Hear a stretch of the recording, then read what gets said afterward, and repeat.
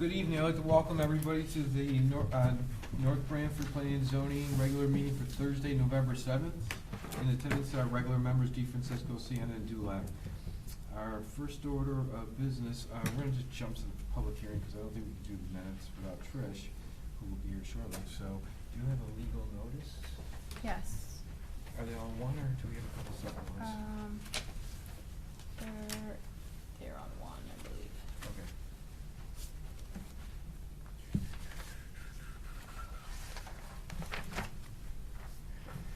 There you go, newbie.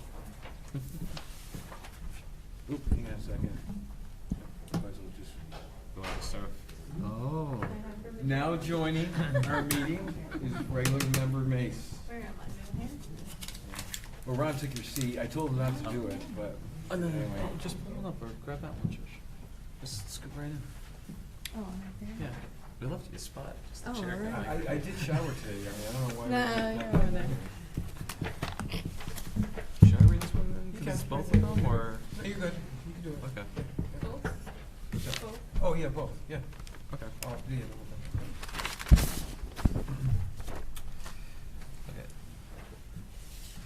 Legal notice of North Branford Planning and Zoning Commission. Notice is hereby given that the North Branford Planning and Zoning Commission will hold a public hearing at 6:30 p.m. on Thursday, November 7th, 2019 at North Branford Town Hall, 909 Foxton Road, North Branford, Connecticut, to consider the following. A, application 2019-16, zone change to change the zoning of the parcels located at 486, 502, 518, and 524 Forest Road from residential R40 zone to industrial I2 zone. Owners 508 Forest Road Association LLC, Nancy Dubrell, Centcon Properties LLC, applicant Planning and Zoning Commission. B, application 2019-17, zone change to change the zoning of the parcels located at 1535 Foxton Road, 286, 292, 296, 300 Branford Road, and map 12 lot 71 parcel on Branford Road from business B3 zone to business B2 zone. Owners, State of Connecticut, and Genarch 1 LLC, applicant Planning and Zoning Commission. At this hearing, all interested persons may appear and be heard, and written communications will be received. Copies and proposals are on file for the public inspection in the Town Hall Planning Department. Harry Dulac, Chair. Sitting for the public hearings are, well, we're gonna, let's do this first. Alex, gotta which one are separate you this. recusing from? I got recused from A. Okay, so sitting in for the first public hearing, which is the application 2019-16, our regular members Mace, Sienna, and Dulac. And then will be seated for this application 2019-7 would be regular, 17, or would be regular member D. Francisco, Mace, Sienna, and Dulac. All right, so we'll start off with the A. Start with A? Yeah. Okay, so I'm recusing myself because I'm actually a butter to one of the parcels on Part A and received a butter letter. Okay, perfect. And for the folks that are here tonight, how a public hearing works is Harry's going to go through what. Are your mics supposed to be on? Oh. Yeah, we'll just have to speak. So the mics, you'll notice, are really geared towards the television and so unfortunately, so we'll just speak loudly, so just let us know. Okay. So how a public hearing works is that we're going to go through what the zone change is for the first application, which is 2019-16. And then there might be some questions from the commission.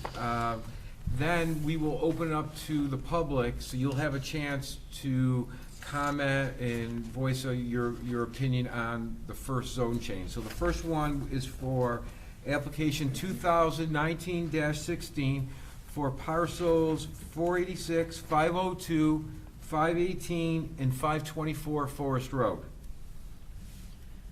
Okay, so I'll go through and just explain it since the commission is the applicant. So these are 4 parcels that are currently zoned residential. The uses on the parcels, however, are business-oriented. So there is SPI, which is the furthest to the north, 524 Forest Road. There's Nature Works at 518 Forest Road, and New England Asphalt, which is at 502 and 486 Forest Road. Excuse me. So the Planning and Zoning Commission and the Economic Development Coordinator and I were approached by the Gannons, who own SPI at 524 Forest Road, and they had interest in expanding their building. And in looking again at their zoning, they are not able to expand currently because they are zoned residentially. So their use is permitted because it's pre-existing non-conforming, meaning that the use had been permitted there prior to when the zoning came into being. So they can operate, all of the businesses that I mentioned can operate as is on a daily basis right now, but if they ever wanted to expand, they would not be able to. So in the interest of economic development, they came before the Planning and Zoning Commission. We talked with the commission, and the commission said that they would be willing to be the applicant for this, to explore if there was an interest and a benefit in rezoning those parcels from residential to industrial, which would be the I-2 zone, again, to conform with their current uses today. So as part of the rezoning process, we have to notify all of the abutters within 500 feet, which that was done through certificate of mailing. So we do have evidence that all of those mailings went out. Signs were put up. With the weather and everything, not ideal, but they came down, we put them back up. And now we're having a public hearing. So this is where things are. We do have a map up there that people are welcome to look at. The one that I have in front of me, which that one may be correct, this shows 480 Forest Road as being identified. I just realized that. That is not part of this proposal. It's, again, just 486, 502, 518, and 524 Forest Road that would be proposed to be rezoned.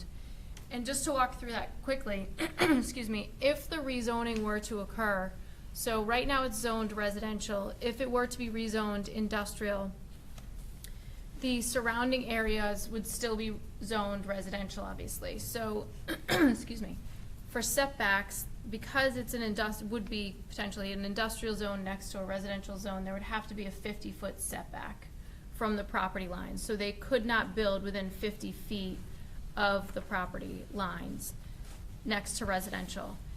In this case, there's the Farm River to the west of those parcels, so that also limits some of the development there.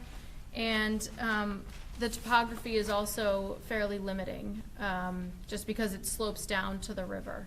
So that's just something to be aware of. And we can kind of go through any specific questions regarding setbacks and coverage, but again, this proposal is from residential to industrial zoning, which would be I-2. Should we go over maybe what could be done in I-2? Sure. So what we're gonna do now is just to give you a flavor of what an I-2 zone is. Carrie's gonna go through some of the permitted uses. So, I mean, there's businesses there now. So one thing is we wanna, we need to look long-term if this zone change occurred. So we wanna inform everybody that here are some permitted uses. If one of the businesses decides to sell or move and another company comes in, we would just want to give you an idea of what some of those, would be allowed under an I-2 zone. So some of the permitted uses, and this may vary on whether it's permitted as of right or permitted through a site plan application or through a special use permit, but I'll just kind of go through generally what would be permitted. And I just want to, one of the things, Carrie, which is a site plan would be is if somebody wanted to come in and bring their business in or expand or whatever it might be, they would have to come to us first and bring that site plan, and then we would evaluate it. Is it a good fit for that property as well? Even though it's permitted, but we do have an opportunity to take a look at that and make sure it's a fit. If it's a special use permit, it would be like we're doing here tonight. There would be a public hearing, notifications would go out, and for that usage, whatever it might be, you would be in, any surrounding property owners, like you were notified now, you would get the same type of notification for a public hearing. So you could come in and, you know, and comment on that. So I just wanted to kind of give you a little flavor of some of the different, the process on some of these. But, go ahead. Okay, so for an I-2 zone, some of the permitted uses include a professional or business office in a dwelling unit, home occupations, renting and or furnishing of board in a dwelling unit, farm stands, farm winery, farm or outdoor events, age-restricted housing district, elderly development, buildings and uses of the town, buildings and uses of the state, cemeteries, child daycare homes, summer day camps, let's see, commercial golf driving range, public utility company, electric, gas, substations, telephone substations, public utility company, water supply reservoirs, stores and other buildings and structures where goods are sold or services rendered at retail, when accessory and subordinate to another permitted use on the same lot, business and professional offices, banks and other financial institutions, and medical and dental clinics, veterinary hospitals, domestic animal daycare center, restaurants, they have to be indoor restaurants, so meaning not a drive-through, indoor theaters and assembly halls, when accessory and subordinate to another use allowed on the same parcel, bowling alleys, billiard or pool halls, or other indoor commercial recreation businesses, indoor amusement centers and game rooms, when clearly subordinate to another use allowed on the same lot in the district, motor vehicle service stations, repair garages, including automobile, truck, trailer, and farm equipment repairing,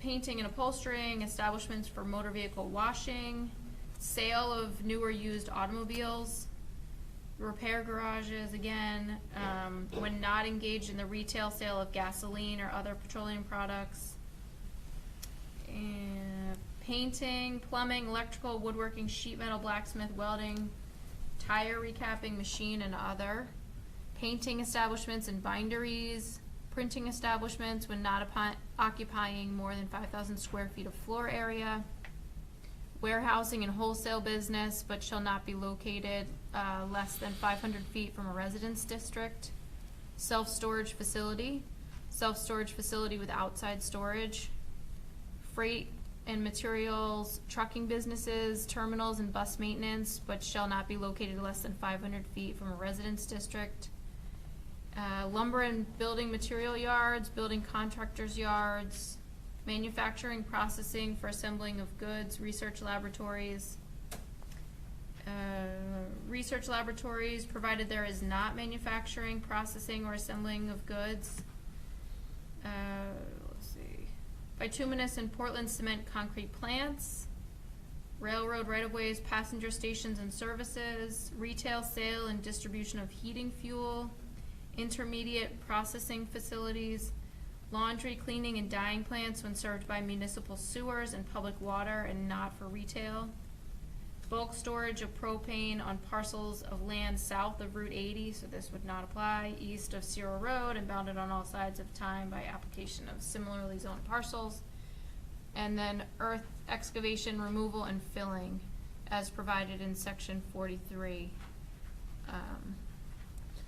Some of the things that Carrie went through wouldn't even apply, because there's there's other requirements, also acreage. For instance, elderly housing.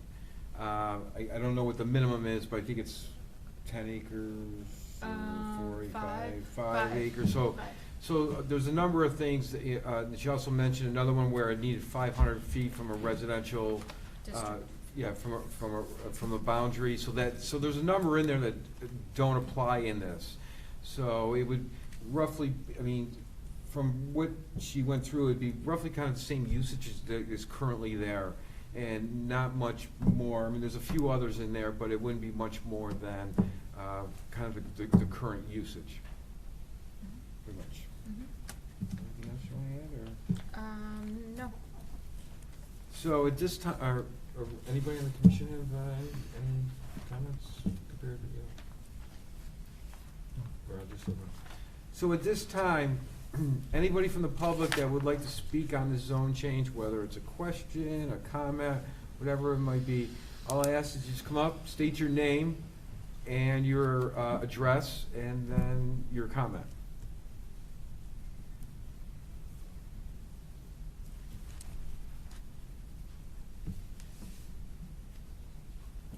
Soon we got to speak in here. Yep. My name is Earl Tucker. Good evening, everybody. I am the owner of 486 and 502 Forest Road. And we've been there, you know, I bought that property back in the early 70s. And when I bought that property from the Johnstone Manufacturing Company, they were actually manufacturing boat anchors in that facility. When I bought it, it was zoned at the time I-2, and that's one of the reasons I did buy the property, because it was perfectly suited for my construction company, which is Empire Paving. And we moved into there. We got a permit from the town to expand the building because we were in an I-2 zone. We were able to do that. Unfortunately, we didn't expand it enough because through the years, the company grew and grew and grew. And we got to the point where we really needed to upgrade and expand the offices as well as the shop area to not only continue to be able to work on our equipment, but to be able to house most of it inside at night and get it out of view. And it was at that point in time that I discovered that we were no longer I-2. We are now in a residential zone. How that happened without my knowledge all those years is beyond me, but it did. So Empire consequently outgrew the facility. We had to buy a place in North Haven, and we moved there. We then moved in my other company, which is New England Asphalt Services, LLC, the same type of business and a little bit of a different application, but smaller company, and they fit in there quite nicely, but they're growing also, and there's going to come a point in time in the near future where we're going to want to expand the existing facility. Not talking about a great expansion, but enough to be able to accommodate our equipment safely. I mean, that was an old cow barn when we first bought it, and very low ceilings and, you know, a lot of issues. So I applaud the town for taking this step to try to right that injustice that was done years ago, but we'll forgive you for that. Maybe Ron was around for that. Yeah, but he was no, we there. weren't.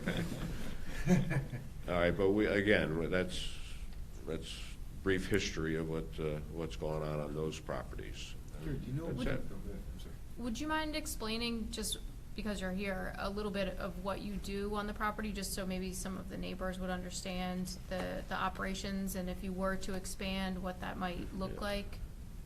Again, it's any construction company, but in New England Asphalt, we have 4 or 5 dump trucks and pickup trucks and salesmen's cars, and all of those have to be serviced and maintained in our own facility. And the more vehicles you get, the bigger facility you need. But, that type of business there, the work crews go out in the morning with their assignment for the day. Normally, they don't come back till the evening, and there's not a lot of in and out traffic there all day. And that was the same as for Empire Paving. You go out in the morning, you go to a job, you perform your work, and you come back in the evening. There's not a lot of truck traffic from the facility. Now, the largest open-faced quarry in the United States is right down the street, which generates an incredible amount of truck traffic, and up and down that same road, anybody heading north, that's usually the route they take. But it's a highway, it's a state road, so I mean, I don't think traffic is an issue, and it's certainly not an issue from New England Asphalt or, our facility. We're not looking to put up an asphalt plant or a concrete plant, or, we're looking just to maintain the equipment we have and enable the business to grow in an orderly fashion. if the economy allows that. That's about it. Thank you. Be happy to answer any questions from anybody, but if, I'm here. Anybody else like to speak? Hi, I'm Bill Gannon, the owner of 524 Forest Road, and that's Solidification Products International is the business that's run there. We manufacture oil containment products and systems, and one of the problems that we have had is we are outgrowing our facility. And as Kerry had mentioned earlier, we are looking to expand our shop. And without expanding, we're going to be forced to move to another location.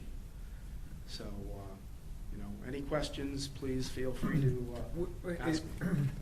As Carrie asked the other business there, what type of expansion are you looking to do? Generally, Well, I mean, I know. right now, the offices and our shop are not together, so we need to bring the offices together and also need to expand our floor space. Thank you. Great. Anybody else like to speak? Please. Hi, I'm Deborah Hine. I live at 17 Farm River Drive. So one of my questions is about hours of operation for these businesses that border onto our property. Can any of you address, like the asphalt company, what the hours of operation are? Oh, yeah. Hi, Deborah. Yes, again, Earl Tucker again. The hours are normally from 7 o'clock in the morning till 5:30, 6 o'clock, but there are jobs that, we work out of state sometimes. We have to go to Rhode Island, so they leave much earlier. They may have to leave at 4 o'clock in the morning just to get out of the yard and go to their workplace, and they come back late at night. But normally it's 6:30, 7 o'clock to 4:30, 5 o'clock. That's the normal. But that's more, business hours. that's all trucks in and out, just leaving in the morning, coming back at night, or refilling. They might come back depending on, if they have to refill through locally near or whatever it might be. Okay, I got you. Yeah. So there is truck traffic throughout the day. I got you. Yep. So the reason that I asked that question is because our properties just about touch, only the river divides us. And they frequently load and unload as early as 3:45 in the morning, Okay. Monday through Friday, with the windows shut. That is very early. It's tailgates on the Yep. big trucks. And I do realize that they were there before I was there. But now I'm there before we Right. rezone it. And it's a very bucolic area where we live. It's a very quiet area, street where we are, neighborhood development. And it is very intrusive to have these noises, lights from trucks and things of that nature, from a business so close to a residential area. I also would like to know how close to the Farm River a development can occur. So, there's no limitation. However, that being said, the Wetlands Agency reviews any development within 200 feet. So that's not to say that they couldn't develop within the 200-foot upland review area, but the Wetlands Agency looks at anything within 200 feet. I thought that there was some sort of a greenway on either, on There's- either side of the Farm River. There's no prohibition for development, but I can say the Wetlands Agency does not want to see development too close to the river. Okay. Yeah. So I just wanted to say that I wanted to make myself very clear as I oppose this. Right. And for the reasons that I've mentioned, they do butt up to a residential area, and it is already intrusive. And I feel that expansion would create a more adversarial type of relationship, given that it butts up to a residential area. Yes, so one thing that would happen, so if they were to expand, and so they would have to come back here again. So, I mean, there's things that we look at, if this did pass, let's say, and it may not, But so a company wants to expand, they still have to come to planning and zoning with their site plan. So one thing we do take in consideration, because throughout North Branford, up in Northford or down in the North Branford side, is that we have a lot of zoning changes that occurred, whether it was in the 50s, the 70s, or whatever it was. So you see residential, industrial, and business, all kinds. So we always take a look at that and keep the residents in mind for any of our site plans. You know, one of the things is public safety. We want to make sure that if a business is on whatever road it might be, that it's safe and it belongs there. And also, as you mentioned, we want to make sure that the quality of life of people in the residential area are important. So we take that in consideration with any site plan that we get. So it's just not that a business can just expand. We do take a look at that. So if the zoning change were to occur, right, there would still need to be application. Oh, absolutely. But it sounded kind of like that zoning change would be to ease that process. Well, Still need I don't want to use the word ease the process. The word is, the more word is that those businesses, if they don't change, I mean, they're still going to exist. I mean, you know, that is not going to change. You know, whether it's SPI or the asphalt company, though they can still do what they're doing there today. The only thing this will do is bring them really into compliance with where they should be. So originally it was an I2 zone, and then it went to residential, and so that's the first thing, is bring them into what they're actually doing on the property. Because let's just say that the business left, that property would just sit there because a company couldn't come in unless they used the exact same footprint of what was there. But they could appeal to you. No, they can't. Oh. No, because it's residential, so it's not you can't really appeal. But they could initiate this exact same process. Yeah, but that's why we're here doing this now. I mean, one is so if somebody wants to expand an office or whatever it might be, they have an opportunity to do that through a site plan. Again, another review by this group, where currently we don't have that option. And if one of the businesses say, I just can't, fit in here anymore, I have to move, then that property, the only thing that could go in there is something of that size, because unless somebody buys the few acres that it is, knocks everything down and builds residential, which, I mean, that'd be a large cost to do. So that's why these businesses have been there for a while. So we're just trying to bring them back to where they originally should be. We don't know why they changed it back in probably the 70s but yeah, so we're taking a good look across the town. This isn't it's not just because there's some businesses there up on these. We're taking a look throughout North Branford to see where we need to correct some things that have changed in the past and we don't know why. But it doesn't ease an application. No, So not if they by were to chance. submit an application, if they wanted to expand, we still apply the same rigor of our regulations to that application in an unbiased way. It has nothing to do with the zone they're in. We still look at our regulations and, I don't know if you've ever watched how entertaining we are. We're very cautious about, the quality of life for the people I've around. heard that. Yeah. It's So- the entertainment. Oh, we are entertaining.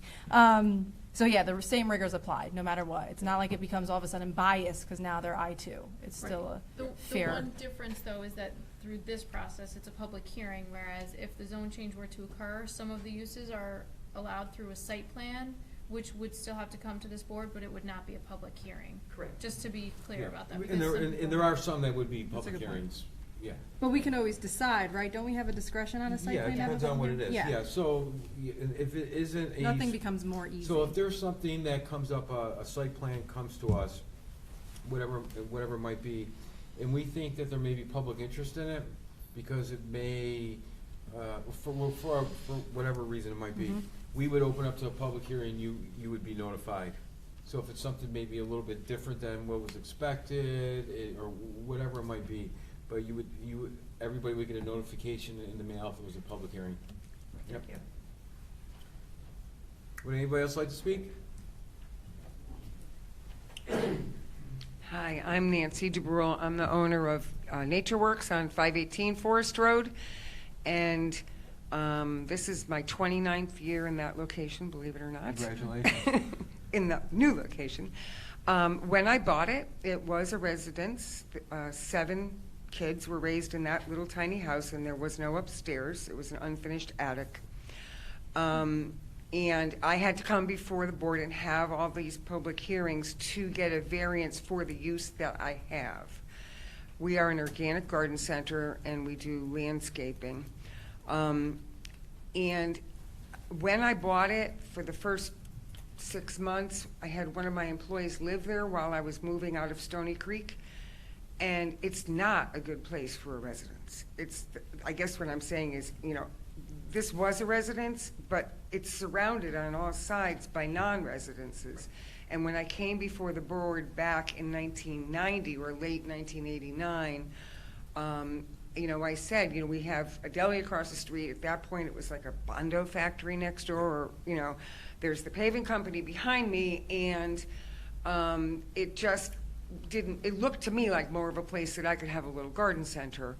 So, and we can't expand anymore. We don't have any room to expand, and we're not planning to expand. But if I got really old and I wanted to ever sell it, it wouldn't be able to be anything but what it is, or else it would go back to residential. And I don't think anybody would ever move in there as a house. It's just not a good place for a house. Very, very noisy.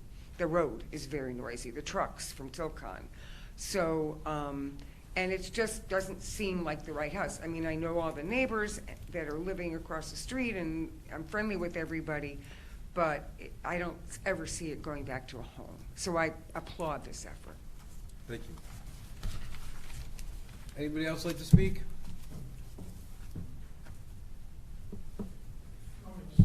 Just had a quick question.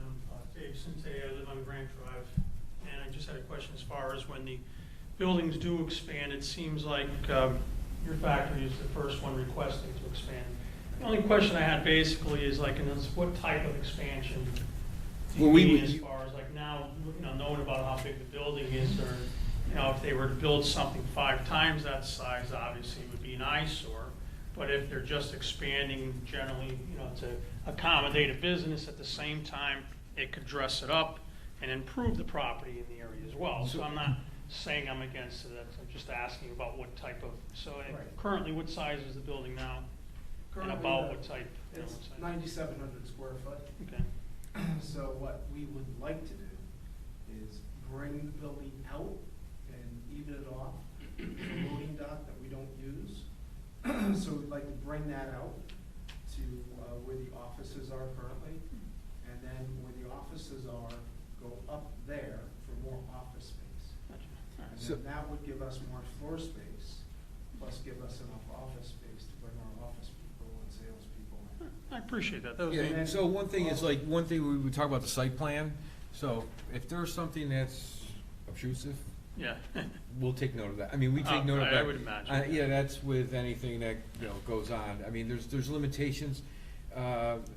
There's limitations to, height of buildings and different things like that. So, yeah, that would all be taken into consideration. And if there is a site plan come through, they're available for review.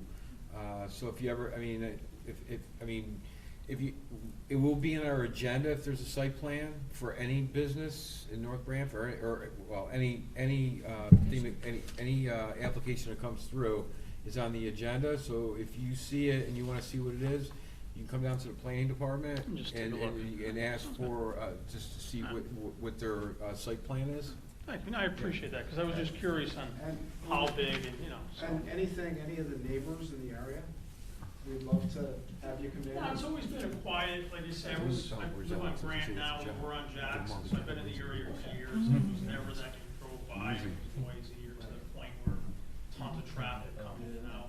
I'm just curious as far as what type of expansion. Yeah, that's on our site site plan.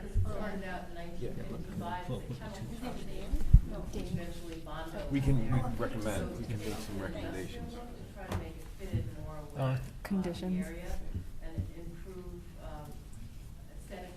Ladies and gentlemen, hello, ladies and gentlemen. Hit the thing. Oh, give me the thing. We're in the room too. I apologize. No, you're beyond the, I believe, the microphone, so, Okay. you know, it looks like we're sitting up here just staring into the darkness. But one of the things I'd like to point out also is we have recommendations to the facade of the building. You know, I personally don't like tin buildings, you know, with flat roofs that are just, you know, like your gardening shed behind your building.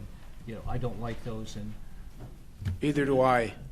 Yeah, so And it's a usually- block so, yeah. building now.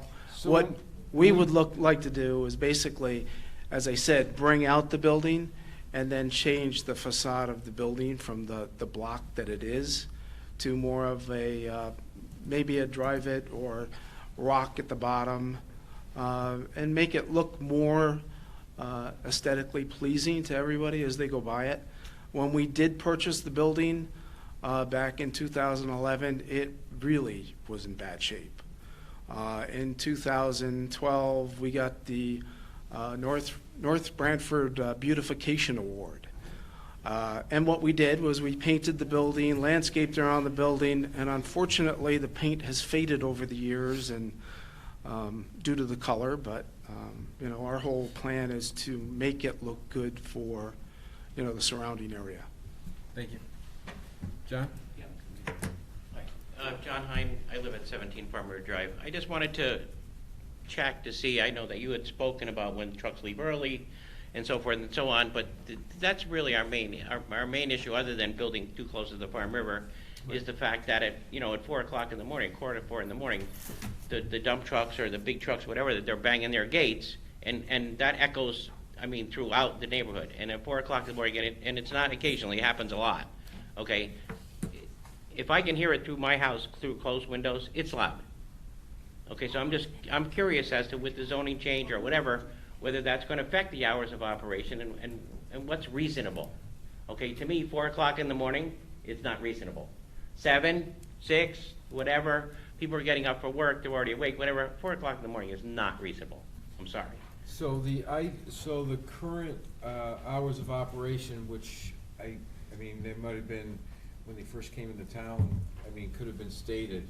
But, I mean, the zoning will not, it does not have an effect on the hours. Okay. I mean, what we can do is just ask the company to see if they can. I'd be more than happy to. That's something, like their hours of operations, so whether they can stay under residential as they are now, or move to I-2. Doesn't affect that. There's no, so, let's put it this way, if they were gonna run around the clock, and they didn't do that before, they shouldn't be doing that now. You know what I'm saying? I mean, not saying they shouldn't be, I'm just saying they're manufacturing, I mean, their hours of operation seem to be consistent, so, you know, I mean, I think that would be more of, having a conversation with the owners. And I'm gonna do that. Yeah, yes. Very Well, good. and I would also just say that if the zone change were to occur and there was a proposal for an expansion, I think that I would encourage the commission to talk with the applicant about looking at maybe plantings, arborvitae or something that could be there year-round to help buffer. I have multiple layers of between my property and this gentleman's property. That's not gonna stop anything. Yep. It's that loud. Okay. So I'll have a conversation with the gentleman, that's Yeah. perfectly Yeah, fine, I but the appreciate zoning it. wouldn't does not have effect on hours. There's I nothing didn't- that says. I didn't think so. Yeah, residential, it doesn't say residential's from like 6 to 6, and then if you go to industrial, it's something else. Okay. Yeah, so anytime we do a site plan, when we talk to a business that is either coming in or doing something, we always take a look at hours of operations, but Perfect. it's what they are currently. Thanks, Thank you, John. appreciate it. Yep. Thank you. I'll come see you. What, anybody else? Oh, go ahead. Just a comment too, because I know noise comes up a lot. but I live over on Gale Drive, and every time a train goes by in North Haven on the railroad tracks there, I hear it clear as day. That's a long way away, too. Yeah, so I know that's a struggle for everybody everywhere, but just to give a little perspective. Clear as day, night, often at 11 o'clock at night, midnight, you hear that train, and just, it stinks, it's not fun, but sound travels really, and that's going through Lord knows how many trees and houses and whatever, so it's just sometimes something we just gotta live with, because sound, you can't stop it. Especially around like this section of town. Yeah. Yeah. So I have not referred this to the police department, which I'd like to do. Yeah. If you Yeah. don't mind keeping the Yeah, public keep it hearing open. open. Yep. Just regarding traffic, really, that's it. I don't know if there's other departments that you can think of. I don't think that there's any other departments that would really comment on The fire department doesn't need to. the zone change. No, I mean, wetlands. No, because there's No, no. wetlands wouldn't care on, Doesn't matter. being yeah, it built. doesn't- I know, that's the only one I Yeah, can think right. of. but on the site plan. we- Well, no, that's the only thing I can think of was what, other than police department.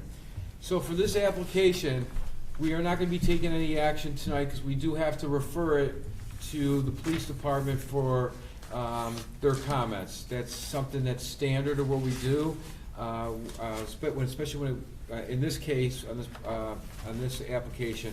For things like site plans, when we receive a site plan, we refer it to the fire department, the police department, wetlands. Engineering. Yeah, a number of commissions, and sometimes East Shore as well. So this one's just gonna go to the police department. We're gonna keep this open to our next meeting, which is November 20th. November 20th, and then we should have the police report back by then. Sorry, and November then No, 21st. 21st, November 21st. It'll be on the agenda. You can look that up. It'll be on the 21st. As long as we get the referral back from the police department, we may take action during that meeting. Okay, I have a question on that. This is a zone change. Right. Can we? It's not, nothing's changing with the way things are right now. Correct. So why do we need a police report when nothing's changing other than a paper? That's fine. Oh, That's yeah, true. it was just a If they were referral. growing, Right. then they come in with a site plan, Right. then we'd get the police Right. report. But I as agree it with stands right now, it's nothing but a paper change. All right, no, From an R40 to a, Mhm. it could maybe just get their input. I mean, if we're gonna keep it open one more week, just, Right. one more meeting, I mean. Can just we to get- close it and then? No, I No. mean, we can't take it if it's closed. But I see what you're saying, Ron. I mean, I agree with Ron, it's not really. nothing's changing with their Yeah, business. it's not really You know, and I'm 100% really necessary. happy that, Yeah. you know, you're here growing. Mhm. You know, Yeah. it's a good Yeah. thing. Business is good. But do you want, well, let me say, I was gonna say we're gonna keep it open, but do we need to keep it open? I agree with Ron. Okay. Do we have a motion? If we wanna get to, do we have something? You could just close the public hearing. I don't have a motion, no. Okay, all right. So, if you feel comfortable, I think that since we don't need the police report, so we are gonna close the public hearing, so if you'd like to make a motion on that. Will the three of you be here on the 21st? Of Because- November? Yes. We can do it tonight, though. Good. I would, yeah, yeah. Yeah. I make a motion to close the public hearing for application 2019-16 zone change. Yeah. Ron, second. Second. All in favor? Aye. Aye. Okay, so the public hearing's closed. Thank you very much. Good night. Alex, you back? Yeah, we can just do the motion. We don't have to do anything special. You were beeping. Keith was beeping. Like it's timer going. Effective date. Now they keeps, those are good. It's in there. Is that okay? My computer was in a battery tech in it. Oh. Yes, I don't have it with me. All right, thanks. Someone left a watch or something. Yeah. It's,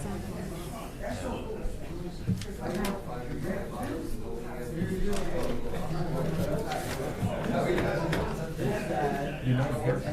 You would have been you have to recuse yourself when you're in a room. but in 1970, that's when zoning came in. Actually goes back into the training. 72, we had. right? Oh, yeah, somewhere in the 70s, yeah, okay. City That's was argued probably that where there was an overlap. potential Although it was industrial before zoning. Yep. They probably just took, they took sections of the town and just made them residential, and if there was something that they called non. Yeah, it could be. You know, it did, right? I mean, it's, because I see it all over town, you know, how could this all be residential as a business? You know, damn. Okay. Okay, so the next application, 2019-17, that is for change zoning of parcels located 1535 Foxen Road, which is parcel 286, 292, 296, 300 Branford Road. So, Yes. all right. So, these parcels, there's a map in front of each of you and also a board up there. It's essentially at the intersection of Route 139 and Route 80. And so, as Harry just read, it's owned by a combination of the state of Connecticut and also a separate entity, 286 Branford Road LLC. I was contacted by a consulting firm who was working with the owner, 286 Branford Road, to possibly look at having a retail business go in there. The retail business would be interested in having some kind of a drive-through. In the B3 zone, it does not permit drive-throughs. So that's why there's the interest of changing that from a B3 to a B2 zone. And letters were sent out to abutters within 500 feet. Signs also were put up on the property several times. With the weather and everything, they did come down a few times, but we put them back up. And there's currently one building on one of the parcels that had been a doctor's office. The rest of the parcels are wooded, not occupied by anything. There's still a few steps that need to happen prior to the redevelopment of all of this. So the current owner, 286 Branford Road, would have to acquire the state-owned parcels. But the benefit of rezoning it is that they Wait, what was that would. again? How do you acquire state-owned parcels? So the state has the process of, what's the right term? Disposing of property. And so the right of first refusal goes to the town. The town said that we weren't interested, so then it goes to abutters. I got you. Oh, let me just do one thing. Do they Sit have for to this buy public it? hearing Oh, sorry. are members DeFrancisco, Mace, Sienna, and Dulé. Sorry, Carrie. That's Do they right. have to buy it, or they get land for free? No, they have to No. purchase it. Oh, I was like, they get land for free? So there's still, like I say, a lot of steps, but I believe that this zone change could help. Just, at least it's one less thing that the developer would have to do. So, and just to be clear though, even though there's a potential for something to go there, it doesn't necessarily mean it's gonna go there. Correct. Correct. There's, so there'd be public hearings. Yep, site plans. Yeah, so for this zone change, and I think you're here for this, right? This one here? Oh, okay. All right, well then, I'm sorry. I that's what happens when you make assumption, you know? Sorry, Ron.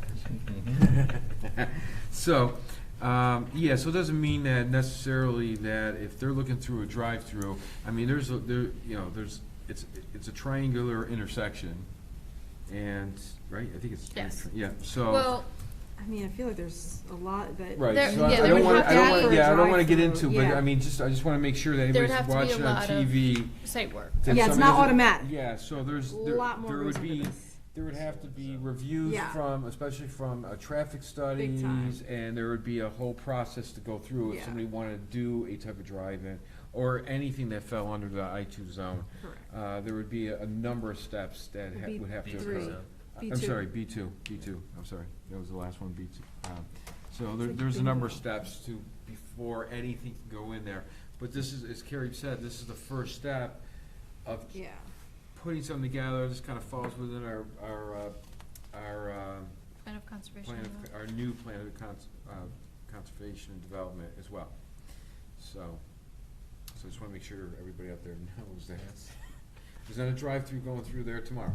Correct. Yeah, it's just, somebody there's an opportunity that may occur, and there's a long process, that it would need to go through. Yes. So, all right. Anything else there in that? No. So, that being said, I mean, I just don't know. And if all I wanna around it close is zone B2? Yes. Now- So this is the That's only parcel in town good to that's know. zoned B3. The only parcels in town that's zoned. That's interesting. So what That's is, good to these are know. B3? Yes. And what is the, just so everybody knows, what's included in B3 kind of? Actually, I'm sorry, there's one other parcel in town that's zoned B3. What's the Maybe difference before between those 2 and surrounding 3? B2. Minimal. So one is the restaurant component. Right. Cannot have outdoor seating or drive-through. That's B2. B3 you can. No, we're switching. Opposite. You're switching. Oh, I'm sorry, yeah, because it's going to B2. Right. Yeah, sorry, yeah. The other difference, you can actually so, do you want me to talk about B2? So, in a Yeah. B3, which it currently is, you're permitted, as of right to have a single detached dwelling. In a B2, it would be a special use permit. So it's Yeah, you don't have to go through all of moving them. more towards business. Yeah. But, I mean, they're very similar, but again, the main difference is this restaurant component Right. and being able to have outdoor seating and or Gotcha. drive-through potential, but with a special use permit. Yep. Now, on this one, being that it might have a drive-in potential, now, is this something, do you think we should refer to the police department to take a look at that one? Because it does have that component compared to the other one, which was I2? Or do you wanna say? Well, because the only thing is, the difference between 2 and 3 is that you can have a driving component. So if that's the case, do we wanna get some input from the police department now? Because once, if it did go through and change that, we can't, it's permitted as a right. No, it would still be a special use permit. But it's still, For a drive. you know, I For- understand, yeah, but I mean, So- it would be allowable to put an application in for it. Right. That's but all I would- mean. We would still refer it to the police Oh, of department, course. so they could say at that point, well, depending on where the Right. drives are located, they would be in favor or against it. Or I mean, do there's we- a drive-through in the B2 right next door. And there's a lot of other, not a lot, but there are other uses that could, Oh, of I don't course. think Go it needs to, there. but I don't think it needs to, but I defer to Okay. the team. Ron, what do you think? Would the state have input to this too, for traffic? Or is it just local police? Only if you. I mean, Depends we're where the talking cuts are about. at. only, well, they would, if it's a new curb cut, DOT would have input. And the state was notified as the property owner. But that's just for the zone change as far as notification. If there were to be a development on those parcels, the state would definitely have input because of if there's a new curb cut. On either road, right, on either side. Mhm. Yeah, 'cause it There goes is an there. existing On the curb state cut roads. where the doctor or On dentist's 139, office, yeah. that building exists. Okay. But that's owned by, Right, I guess what I was alluding to is the fact that even though we go to, the B2, which allows drive-throughs, the state can say,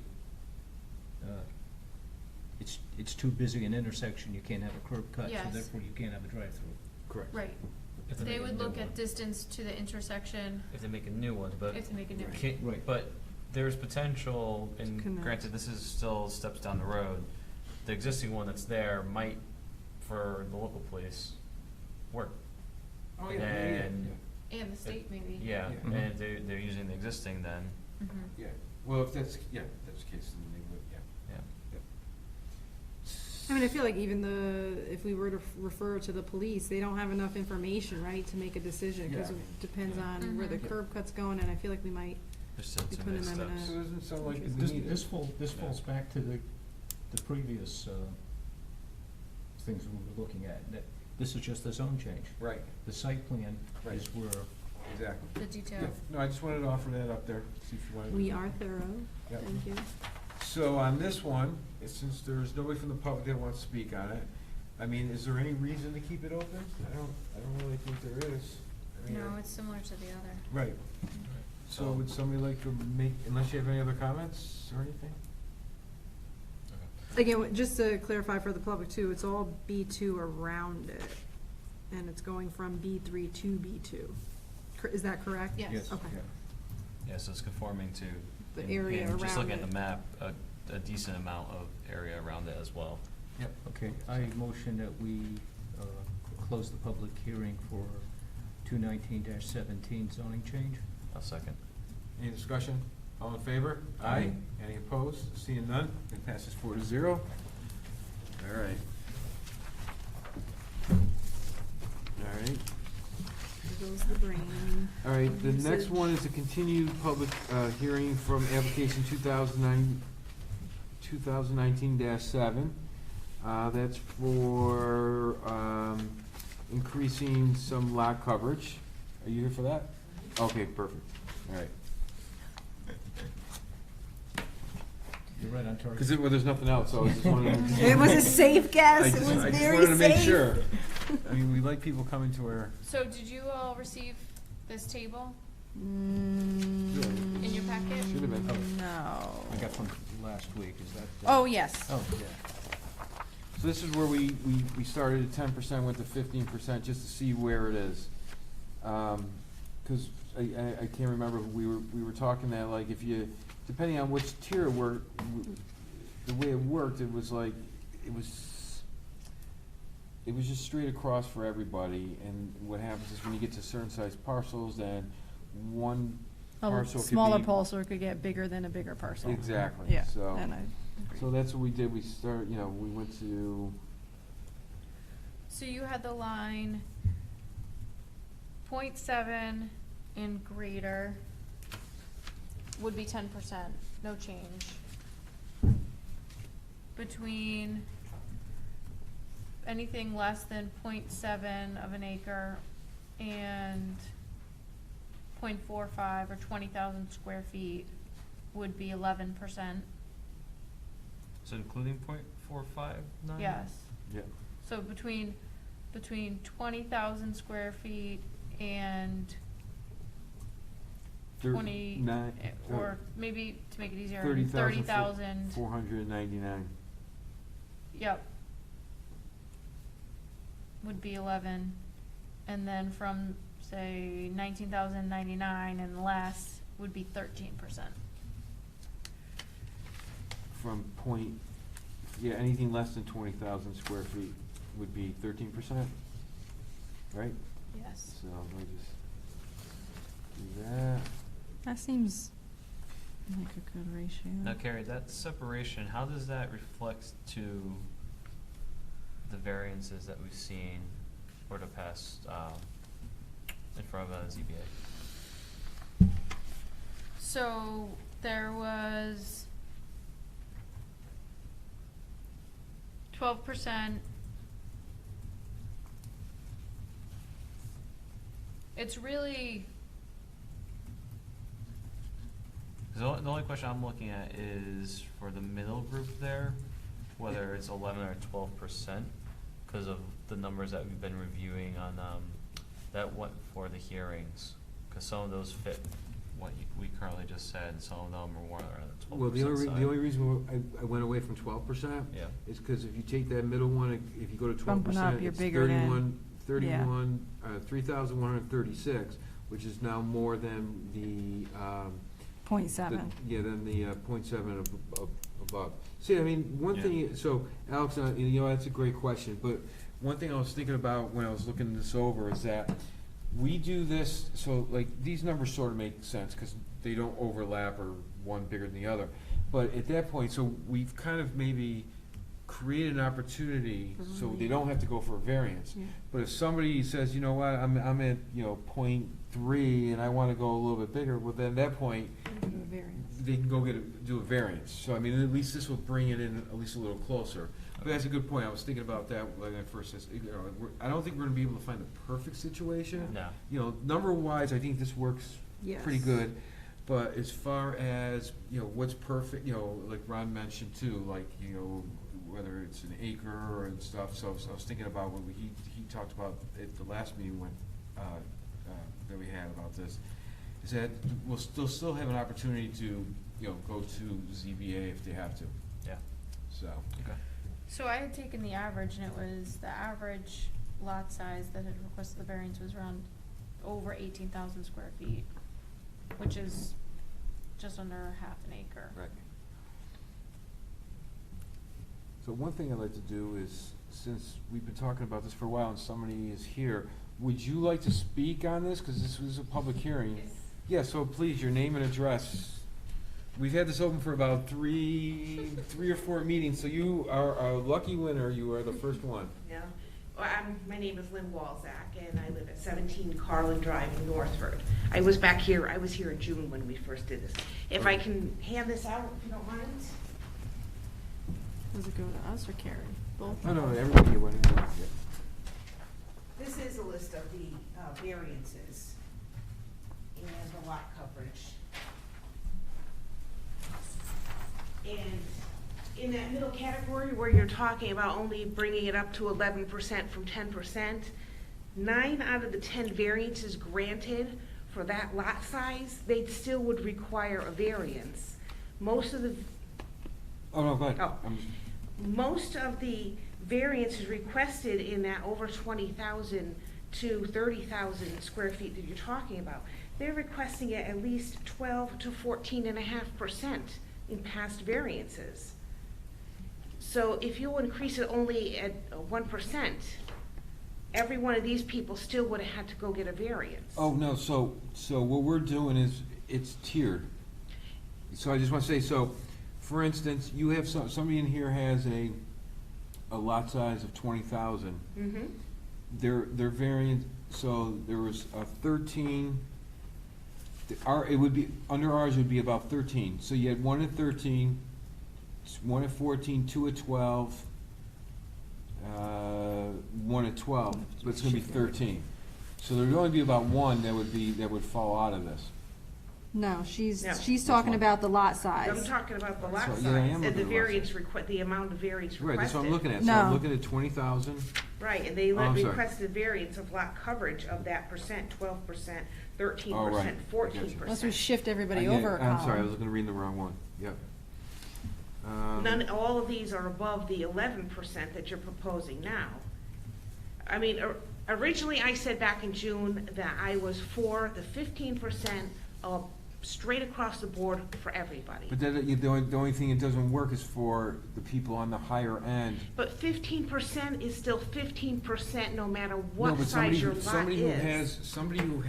is on an existing lot cannot go any more, on a conforming lot, Mm-hmm. cannot go any more than 10%.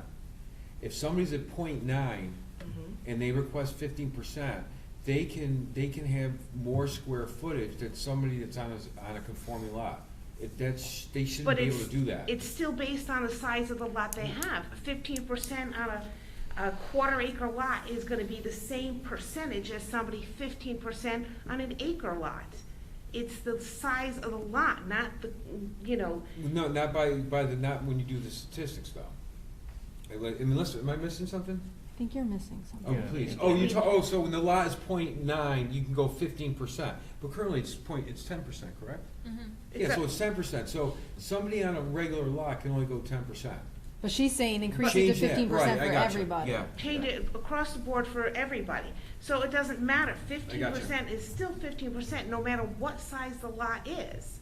They're still restricted to that 15%, whether it's a small lot of 19,000, a conforming lot of 40,000, it's still 15% of that lot. Gotcha, yeah.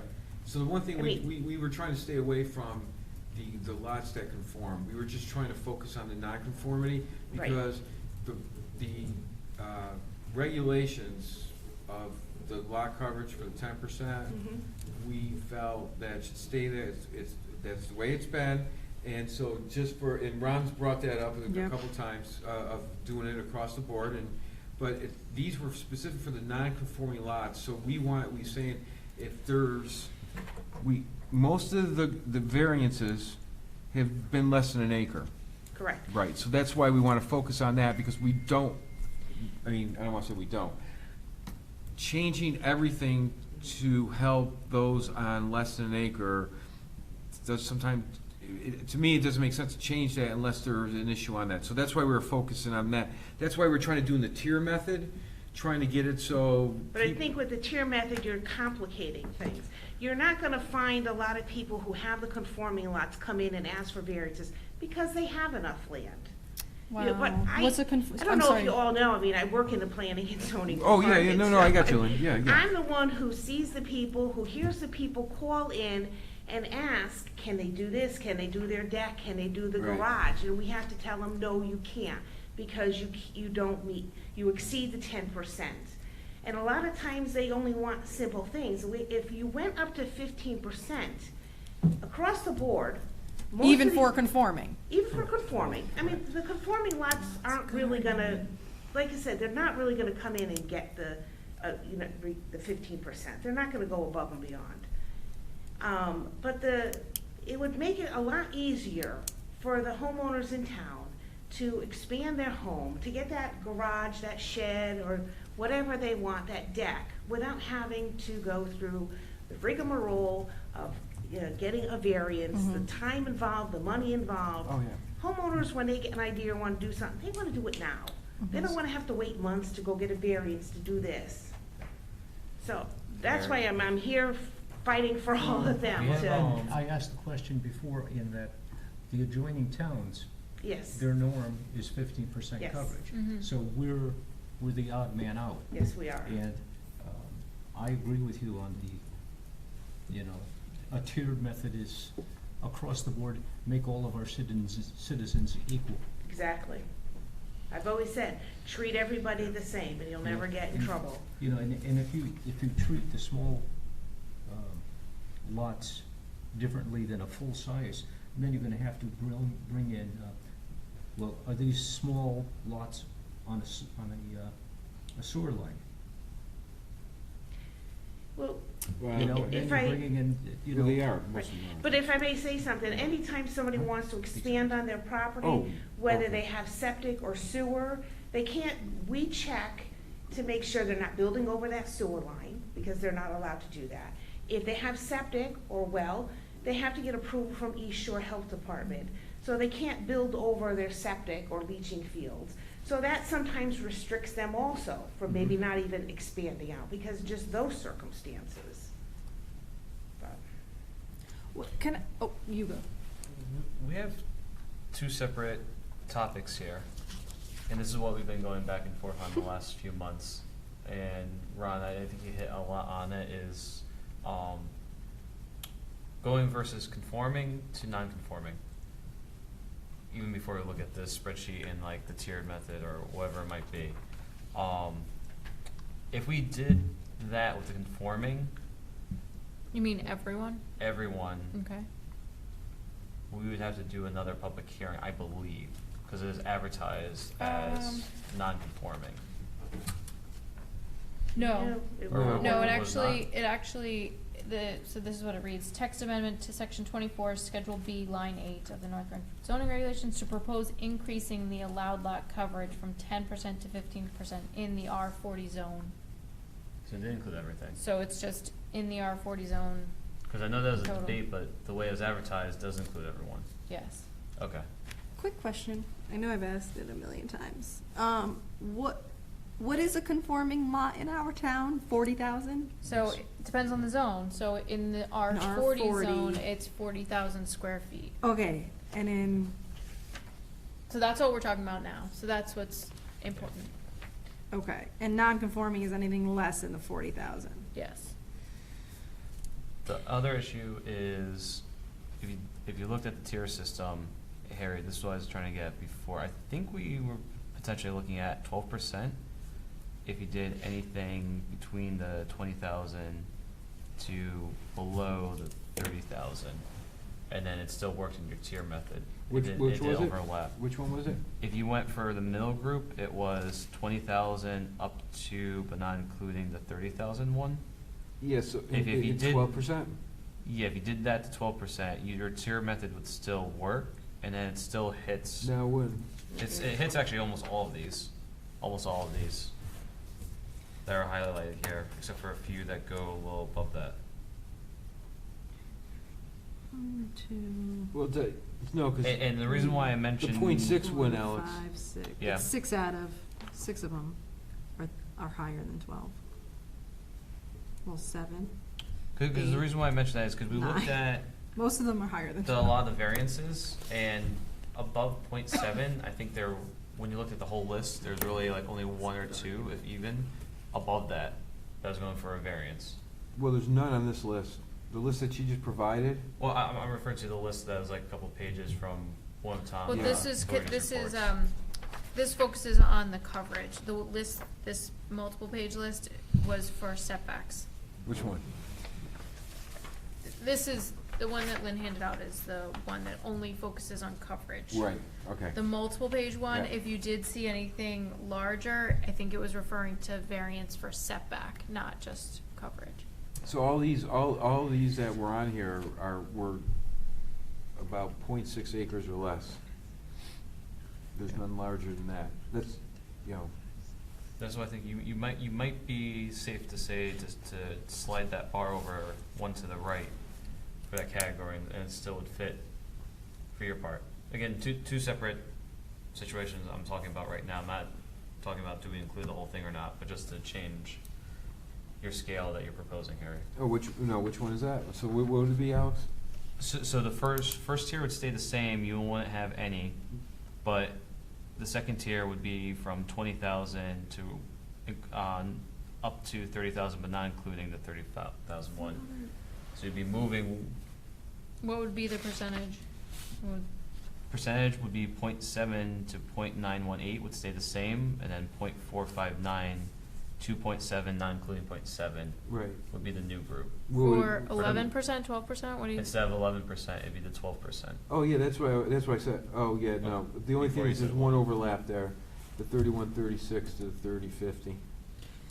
What other residential zones do we have besides R40? R20. R80. R80. Which means 80,000. Mm-hmm. I don't know. I think Lynn makes a really good argument. Based on the numbers, because, based on the data.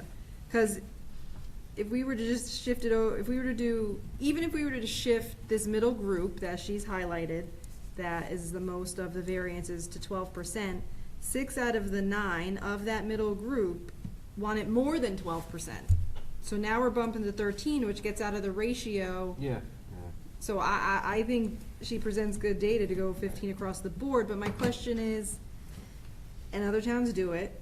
Other towns do it in R40, 15%, I'm assuming? So they may not have exactly R40, but they may have, let me look it up. They have other, lot size minimums. Because if you go to 13%, since most of them are above 12% for that middle group, now they're above, way above the 0.7 and up. You know, it's like KISS method and Occam's razor, the simplest solution. But my only question is, how does that fall in line if we were to go up to 15% with the new state reg about not wanting, I defer to you because you're way better So, at this stuff. remember- The runoff and coverage. Right. Well, that's new development. Yeah. So But that's- also, remember, there's still, if you change this is for building coverage, so building footprint. There's still, in our zoning regs that we're not proposing to change, the 30% maximum, which is for buildings, storage, and pavement. Correct. So this would just allow for homeowners to take up a half of that percentage with building footprint. And building footprint includes So decks. decks, garages, sheds, dwelling units. I think Lynn presented some really solid data on why we need to go up to 15, because if we go up to 13 to cover all the variances that came in for that middle group, 0.6 is now at 3,398, which is above a 0.7 at 10%. You know, unless we shift everybody over a column. Or do we want to shift everybody over a column just to take baby steps? Because then, you know, people are going to come in and ask for variances for even more. Yeah, That's your concern? yeah, especially on the folks with the larger lots. I mean, you got R4, I mean, I mean, the whole thing was not to change the regulation as it stands. There hasn't been a need to change it. It's been working. I understand the overall 15%. I mean, it's a good method. But that just makes, you know, you can put more stuff on your lot. I mean, on the lot. And the 15, or the 10% came for something. I don't know the rationale behind it, but it seemed to work over, you know, through Carrie, what's, regulations. for R80 coverage? Is it 10% Yeah. as Oh, go ahead, well? yeah. Well, I looked really quickly, and it looks like this 10% was put in the regulations back in 1962, Right. when these zoning regulations were first put in. That's 50 years ago, and it hasn't changed since then. But the needs and wants of people in their lives and what they need and want these days has changed drastically in 50 years. A little single-family, one-bathroom ranch with one-car garage was probably fine back in the 1960s, but nowadays, people need the two-car garages. Their needs are different. Times have changed. And, you know, 50 Oh, I years, agree. in 50 I agree years, 100% it's time with to you. update Yeah. it. And Well, I agree 100% with you, but like, so I mean, all these are like on a half acre or less. I'm just having a struggle to change it for, you know, the conforming lots. That's the only, because there's no variances, there's no variance on that, you know, and anything over you an probably acre. won't get any variances for them, but it's. Well, but they, you they'll be still allowed to should- build on, you know, to build the extra 15%, and I'm not sure if that's. But it's still 15% of the acre, it's still. No, I know, yeah, I get percentage. that. I just, I mean, I'm just struggling with that because I can't visualize that right now. That's the only thing. Wait, what are you I have to struggling think with? more of that. I just have to think more of that. I mean, But wait, but what? I was looking no, at I'm the just numbers. saying that moving everything to 15% straight across. I'm just not able to visualize. So Okay. one thing to look at is the table that has 15%, which is, so if you want a comparison, so you have, if someone has a parcel that's 40,000 square feet, if you gave across the board 15%, that would allow them to have 6,000 square foot of building footprint. Then, as compared to someone else going down the line, you know, at the very bottom, who only has, say, under a quarter of an acre, they would only have 1,500. Right. So, as Lynn said, it's still 15% of the lot, but just to compare the numbers of, you know, if I have a quarter acre, this is how much I could have versus what you have at 40,000 square feet. But on the same token, a person with a full-size lot, 40,000 square feet, how often do they come in for variances? They don't. Yeah, not frequently, right. Not frequently at Right. all. So it's basically a moot point whether they have 10% or 75%. No, because they Because they can, Because they they're can not build a coming bigger in. house. Mm-hmm, Right. mm-hmm. Well, then when we make it 30%, then we can, I'm just saying, I'm not trying to be a, no, yeah, I'm just saying, what's 15% versus 30? What I I'm, mean, what I'm saying You is. know, that's the- what I'm just getting at, I'm not sure why, I mean, I know the number's 50 years old, but we don't have any variances on there for anything, on the conforming lots. And I understand it makes it that much easier just to slide everything over to 15%, but why not just make it 25% and make, so they can put more on their lot? I'm just saying, that's what I'm trying, I need to get my hands around the 15%.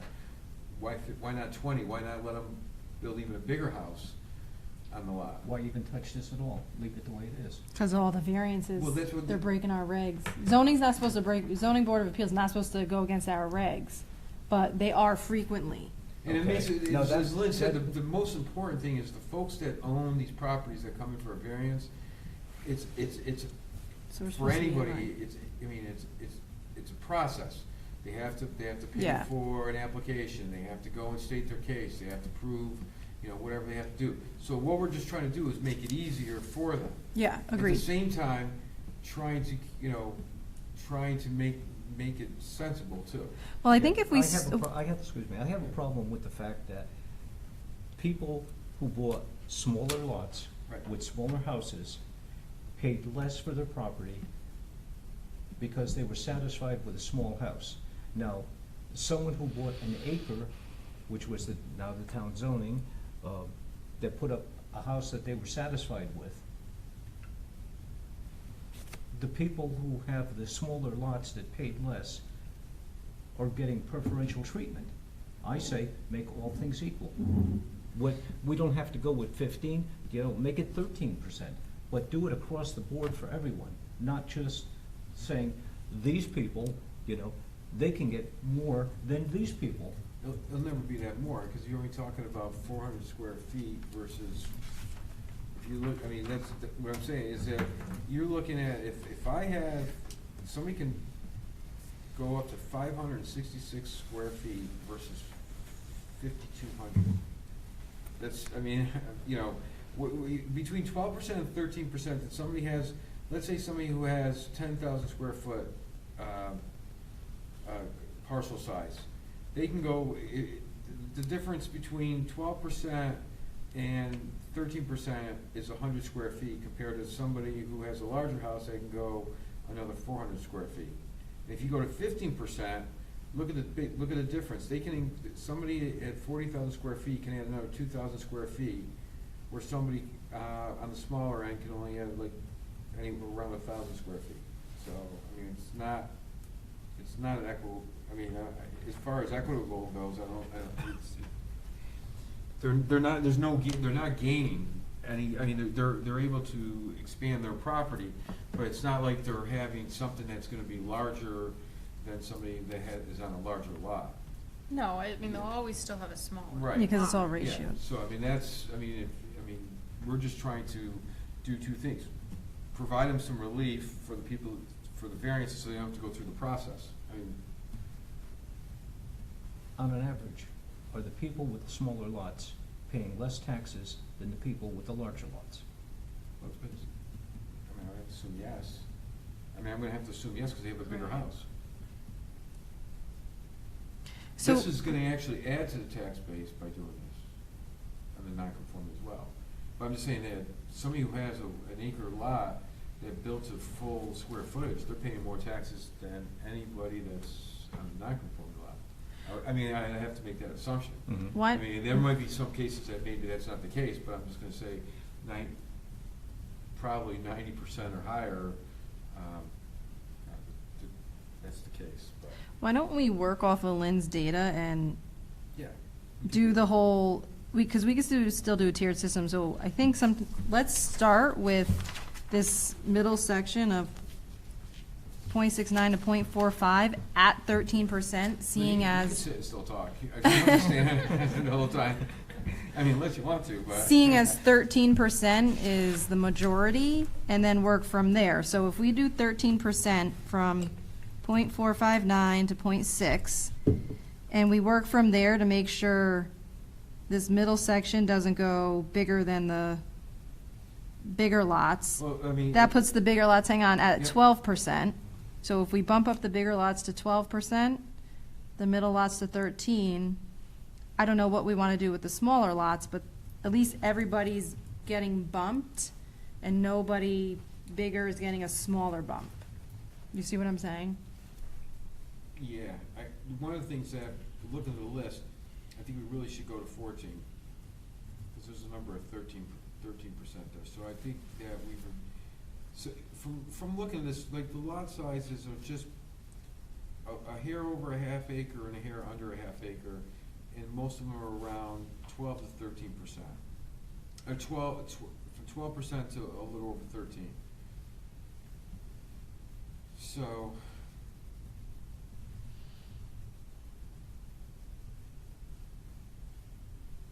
I'm just kind of looking here. So yeah, but wherever directions we go in, we should work on the majority and then move based off of that. Because you don't want 0.6 to ever be bigger than 0.7. So whatever we do with 0.6, you gotta make sure 0.7's bigger if we do the tiered system. Yeah, well, I think we should just kind of look this over and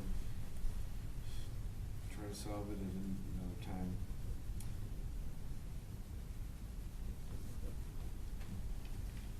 What? Gary, for R80, what is the percent lot coverage? 10%. It's 10 in R80, and we only have R40 and R80 in the town. Right. Other towns have other tiers as well. Right. So in looking No, we're not at- gonna do other tiers. No. Well, and what's interesting though, in looking at, say, Branford, so they have lot sizes that go down to only 4,500, but the coverage goes up to 25%. There you go, you're 25%. So With even this though, larger only was, for a little and tiny lot. that's for a small, right, that's for a small lot. They go up to, manufacturing or MF, which is, I don't know if it's only residential, but that's 130,000 square foot minimum lot area, but that's still at 20%. Their 40,000 square foot lots are 15%.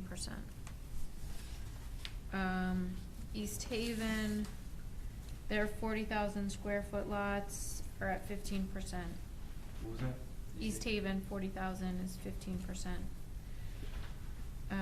They do have an 80,000, that's 30%.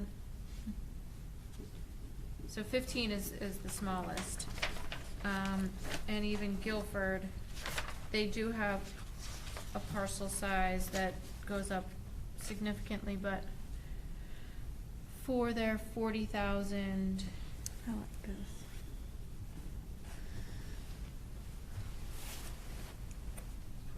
yep, 20. if we did a tiered system, if 0.7 and up went up to 12%, 0.9 gains 800 square feet, 0.8 gains 700 square feet, 0.7 gains 600 square feet. Then if we were that middle 0.5 to 0.45 to 0.6 goes up to 13%, 0.6 gains 700 square feet, 0.5 gains 600 square feet, 0.45 gains 600 square feet. If we do 14% for 0.3 and lower, 0.3 gains 500 square feet, 0.2 gains 400 square feet. So it's a similar gain in square foot The only coverage. thing is that on your higher end, now that somebody who has a hair less than 40,000 square feet can increase their lot More than, 4,800, where somebody who has an acre is still stuck at 4,000. no, I said, What you say? oh, I get what See you're I'm saying. Yeah, so I mean, if that's the case, then you need to slide everybody over. Which, goes You know back what to I the mean? argument of just saying for everybody. Well, and my concern with the tier is just implementation.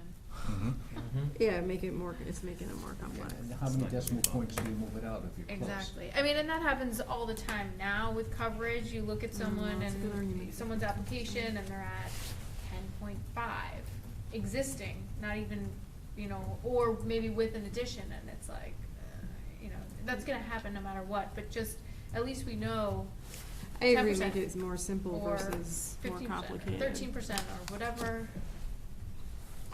The other thing is, and it goes kind of, Ron and Harry, what you guys have been saying is, if you did it across the board, just bumped everyone to 15, including the conforming, now you're looking at an interesting scenario between the R40 and the R80 in the town. What? Well, if you bumped up the R40 to conforming to the 15% and the gain that they get for building it, then you're definitely gonna see the impact on the R80s in town. Just looking at it, for what you could build, if you're increasing your lot coverage for the R40 that drastically, Yeah. and R80 is still at 10%. Now, why is one lot considered an R40 and another one an R80? What's the difference? So it's just the zone, the zoning map. How many R80s do we have? That's A lot. 2 acres, 2 acre lot. So everything in the dark yellow is R80, everything in the pale yellow. Well, I So you can't- may what's wanna, dark yellow? you may wanna just state 40,000 square, lots 40,000 square foot and less can have a coverage of 15%.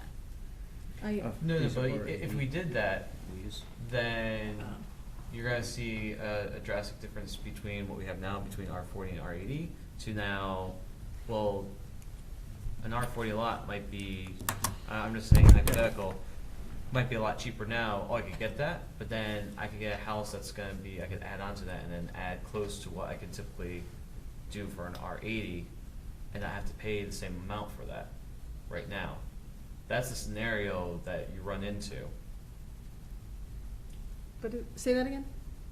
So right now, not even Oh, looking so at. you could have, so for an R80, you could have 8,000 square feet of coverage, which Yes, is 10%. But if this all goes blanket across the board. And 15% would be 6,000 square Right. feet. Yeah. Yeah, so it's just someone wanna be like, oh, all these properties are cheap, I'm gonna go grab them real quick I don't and. know, I mean, I'd be surprised With the house currently on if it? the public Yeah. understands happens that every- when they're buying a house, I everything don't know anyway. that they look at coverage. I know, but that's the issue, because like the map that we have right there, most of the town is R80. Right there. Just by Well- going, Well, by most of square the foot. land, but Most I of the would land. say most parcels are R40. yes. Because Yeah, because most of the land is all regional water Yeah. authority. Yeah. But I would say more parcels are zoned R40. Good point, but don't people do that now anyway? They'll add on to a house or get a piece of land with a crappy house, knock it down and build. You know what I It mean? still has to fall underneath regulations though, whether you add on to it or you Yeah. knock it down and build it. By shifting this and by, if whatever we choose to do for the percentage, now is gonna be the new regulation. And what's up with that state regulation with new development? So that's, you're talking about the So- runoff? MS4? That's just on the building construction. Yeah, that's. Does that apply to buildings and residential that are being built new? So it would, you're talking about complying with stormwater regulations? Yeah, the state reg stormwater regulation. So if it's over a certain square footage and disturbance of large acreage, they have to do something that aligns with the state say. Mhm. right, Okay. submit a plan and Okay. show how they would manage their stormwater system. So when we had first opened this public hearing, there were people who had concerns about the amount of impervious area Mhm. being 15%. The Regional Water Authority had a comment letter that they submitted that said that even though we would be looking at increasing it, there's still that cap of the 30%. Yeah, oh, okay. So they didn't have a concern with it. I mean, other towns around us have 15% for most places, but Well, most- yeah, oh. but there's different square footage of acreage. They don't have an R40 and an R80. okay. They have different levels. So Yeah, the but percentage. Right, but in Terry was Guilford, talking yeah, apples Yeah, to I'm just saying apples. that, yeah, I mean, if you, some of the things she mentioned were but perfect they, apples to they apples. do have, right, they do have 20,000, 25,000 square foot lots, and they're at 25%, 20, 15, How many square foot? A half acre? yep, or quarter, It's down like to. 25%, right? Yeah. Down to a quarter. This is in East Haven, a 20,000 square foot lot could have 20% coverage, How about, what do they have for 40,000? 15. And Guilford has 15% for 40,000 and 25% for a 20,000 square Gary, foot some of lot. those smaller lots in other towns, are there other stipulations that go with those smaller lots that have such large coverage on them? Cause I think some of the ones like in Branford, like near the shore of those cottage communities have like seasonal stuff or stuff like that. I I'd didn't have know to if like look. some of those had other stipulations with them as well. It's not spelled out in these charts, Okay. but Guilford has, even for a 10,000 square foot lot in an R2 and R1, 15%. Now, do you also feel that if we do 15% overall, except for R80, are we gonna be doing this again for R80, and people saying, well, what, if everybody else can do 50%, why can't I go up, why can't I do 50%? I just don't want, I mean, even though this is, Would we apply it to R80 as well? well, we can't, we'd have to do a separate, So just public hearing. to look at what other towns are doing, Guilford in comparison, their 80,000 square foot zone is at 10%. So it almost goes down, the coverage goes down as the parcel Gets size bigger, yeah. minimum increases. They have a 160,000 square foot minimum zone, that's 5% coverage. Because that goes to you don't want monstrosities on. Hey, can I just throw something out there? Of course. Maybe this will make it easier, and this will at least make me a little more comfortable. how if we say, thank you, Lynn, for bringing this up. Why couldn't we say that you can do 15% increase, but we can state it for any lots that are less than an acre, okay? Less than an acre, so non-conforming lot. Do 15%, but it can't exceed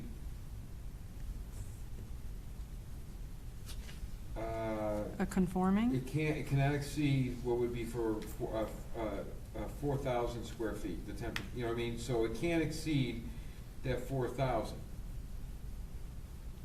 You know what I mean? You see what I'm saying? So that makes it so you cannot go over what somebody on a current R40 is. You Yeah. wanna do 15%? That's perfect. You know, on the smaller lots. But it you makes can't all go sense. above. But you can't go over 4,000 square feet. But that goes against the 15%, so. No, it's either 15% or up to, you can only do 15%, but it cannot exceed 4,000 square feet.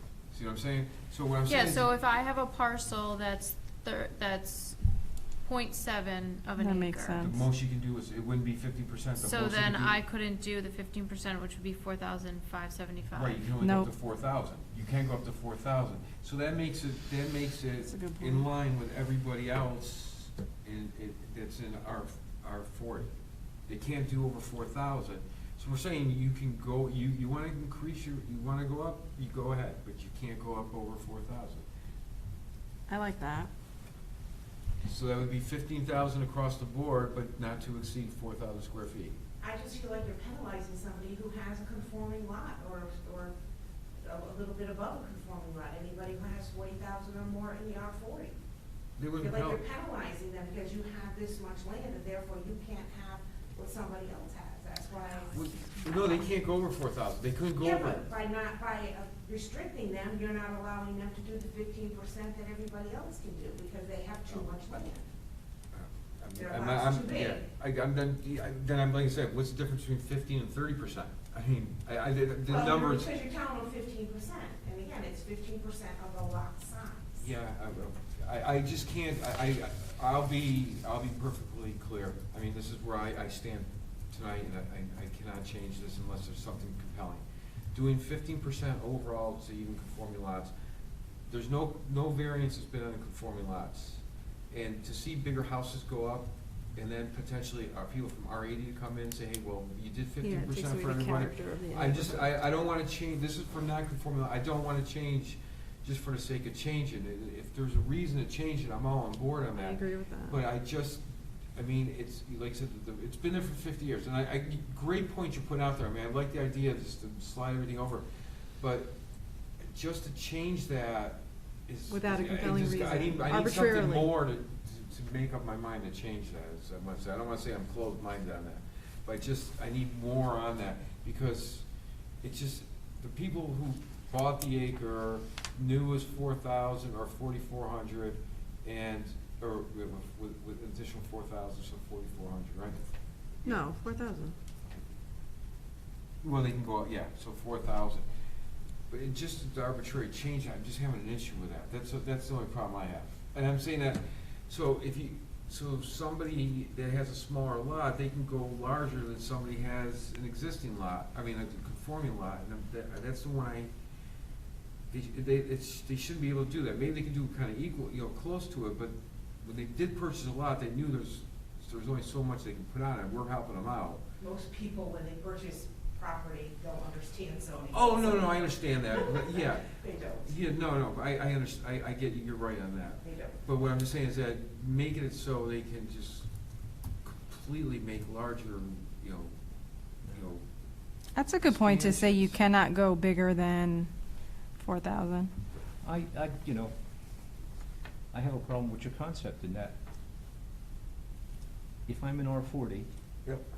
And my lot is 2.5 acres, and I wanna build a So McCaslin. that would be an R80. No, it'd be an R40. Yeah, you could have larger, right. Oh, I'm sorry.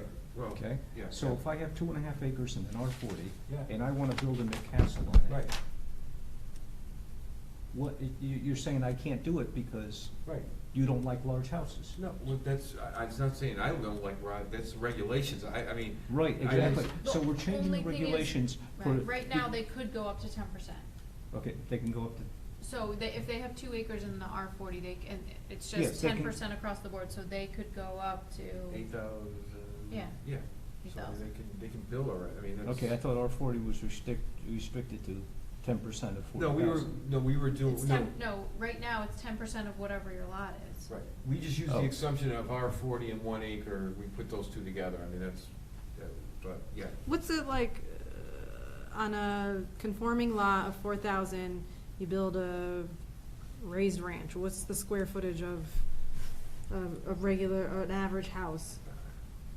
It varies, but. Yeah. I don't That's know, right. like, I got the phone. Here.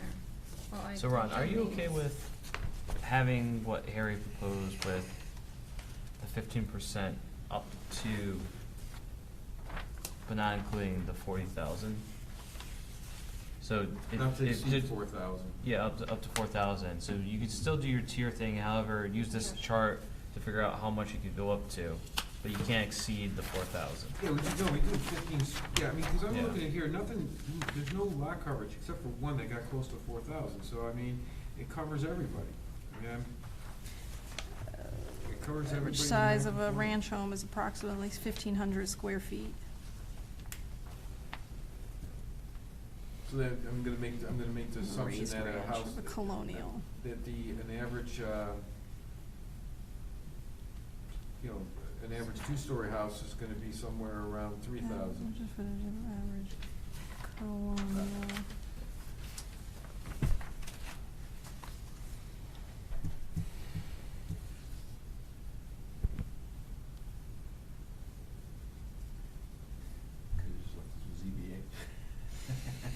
Mm, Just kidding, just kidding.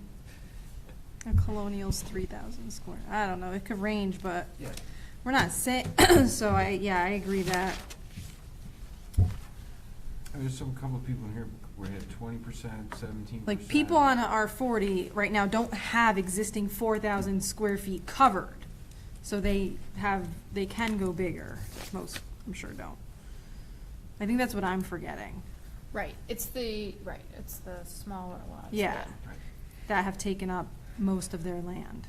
If I would say, I don't think if you increase it to the 15% or whatever, I don't think everybody in town's gonna be running out to go and exceed the lot coverage that you approve.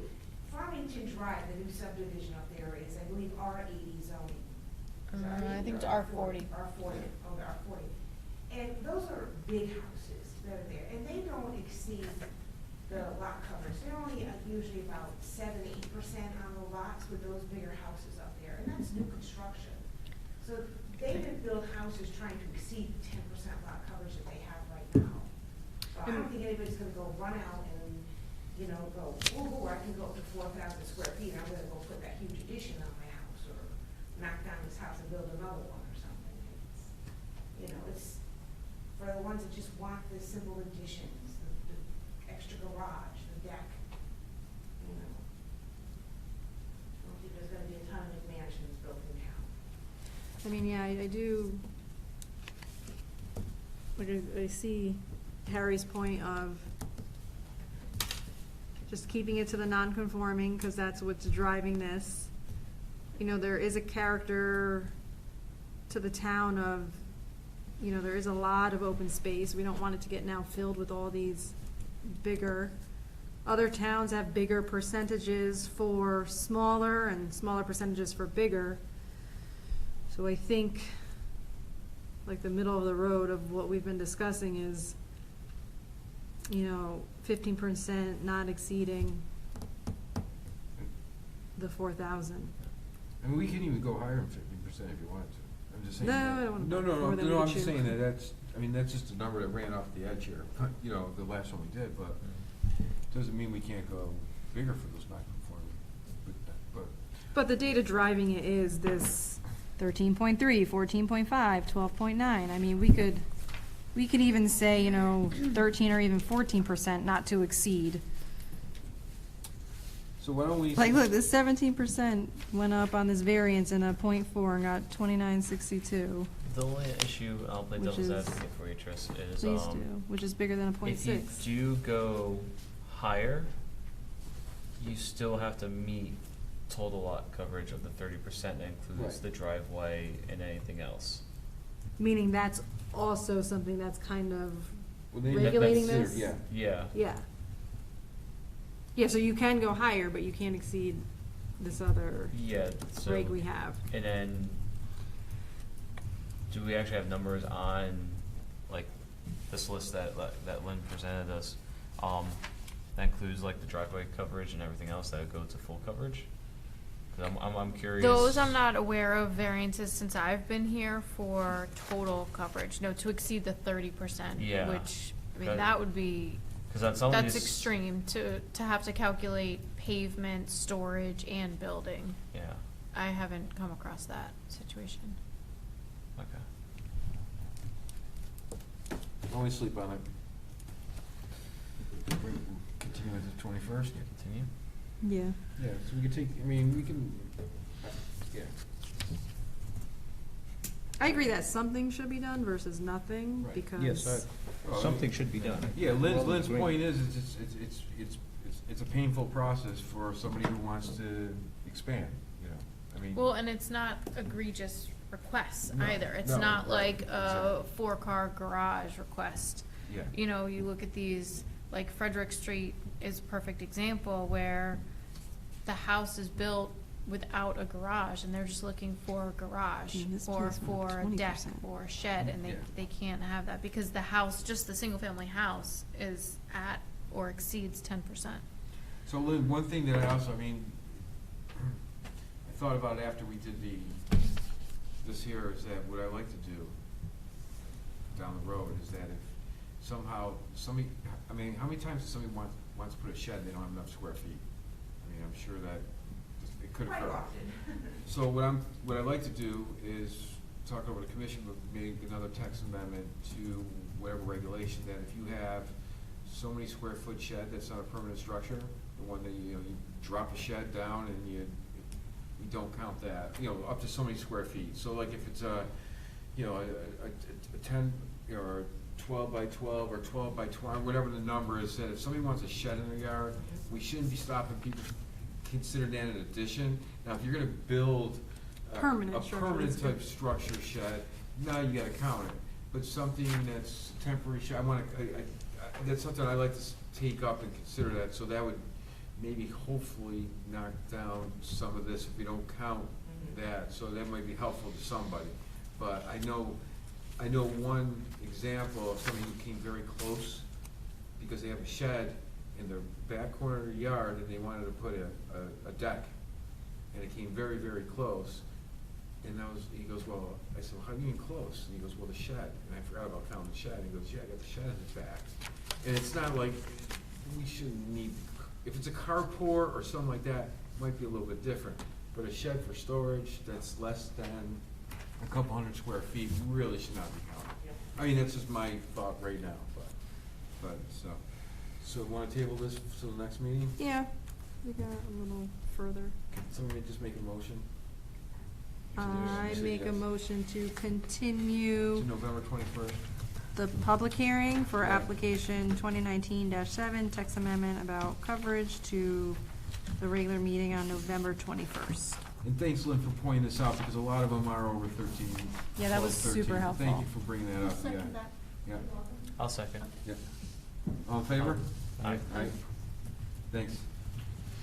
Eric, before we move on, can we just add possibly to other business your mention of doing, maybe starting to motion that, because we've mentioned that a number of hearings. Maybe we should start initiating that The for the shed. shed. Yeah. We should put it on for discussion or something like that. Or yeah. discussion, yeah. Yeah, we could do that on the 21st, yeah. Yep. All right, so that's that. So now, Next order of business are the three items we've continued to the next meeting, so we're gonna go down to, application 2018-17, and for the second time tonight. Bye. Yeah, but different reason why I gotta recuse myself. What's that? Different reason why I gotta Yes, recuse myself. yeah. All right. So where's the, what do I do with it?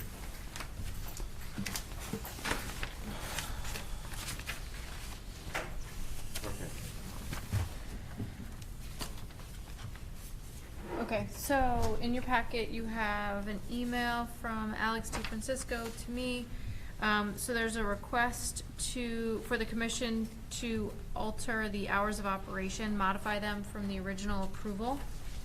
And so I included in your packet the original approval, so just to go over that.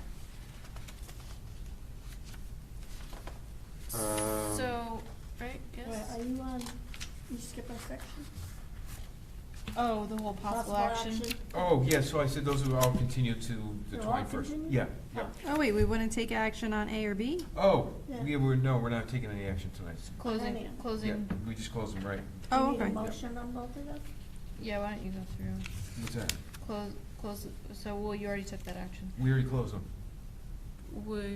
So will you just We- have a motion to continue? We did. Oh, No, on the one, you didn't do A and B. We didn't continue A and B to the next meeting, we just closed the public hearing. A is closed Yeah, public hearing. That's what I said. I said it would be at the next meeting. We'll continue But I to think the we next need a meeting. motion to Oh, just make, continue. yeah, just Yeah. make Okay. one. I make a motion to You continue can do them both together. application 2019-16 and 2019-17 And the next one.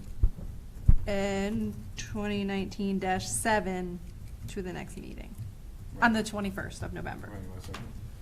I second. All in favor? Aye. Aye.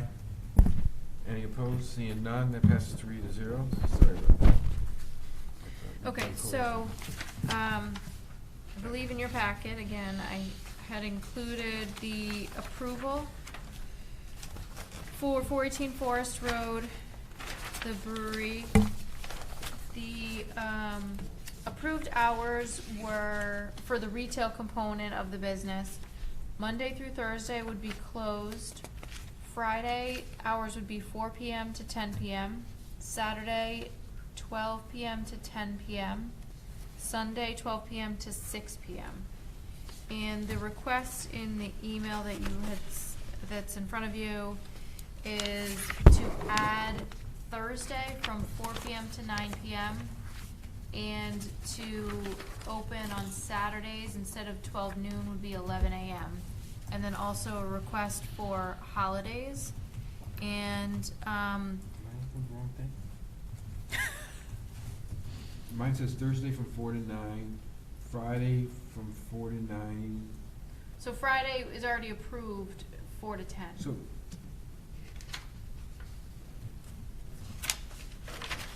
then why would we requesting those changes then?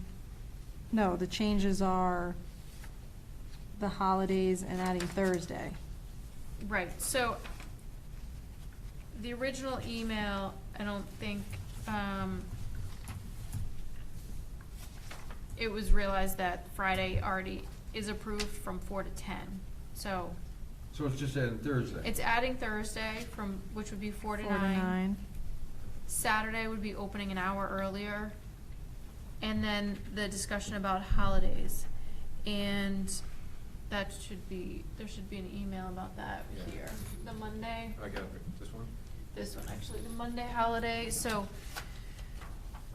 holidays, obviously, they change days of the week.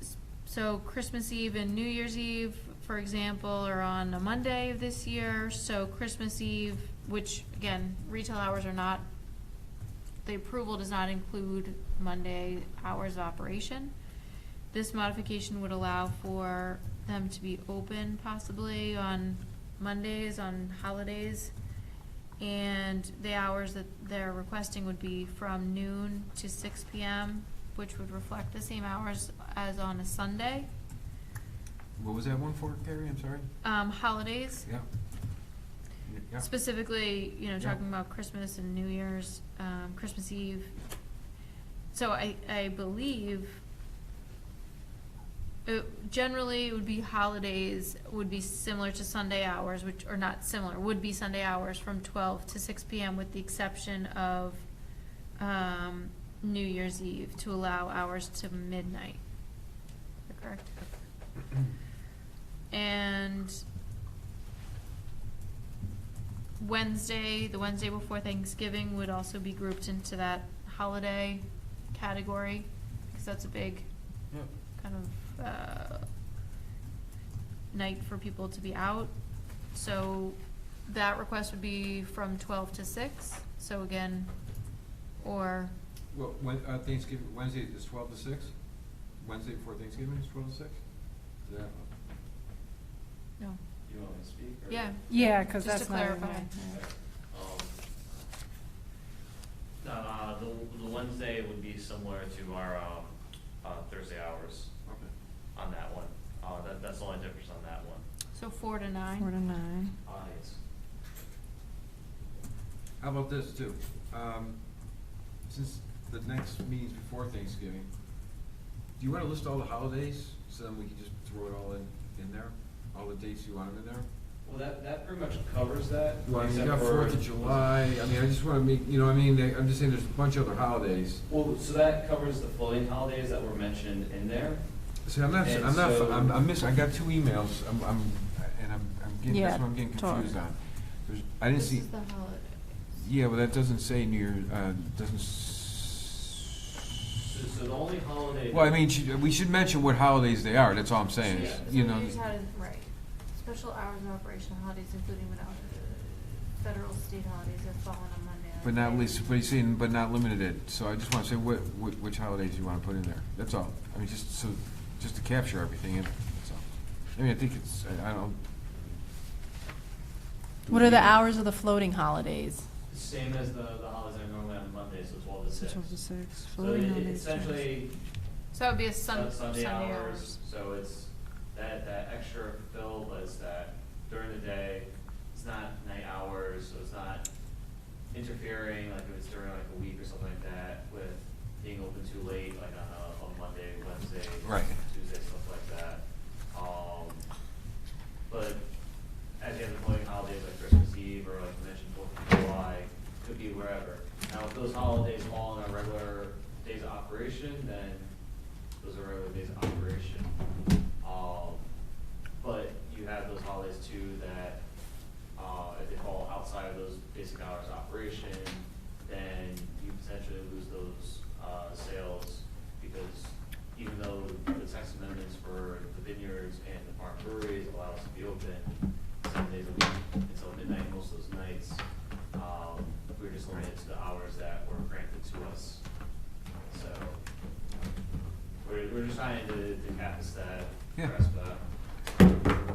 And then,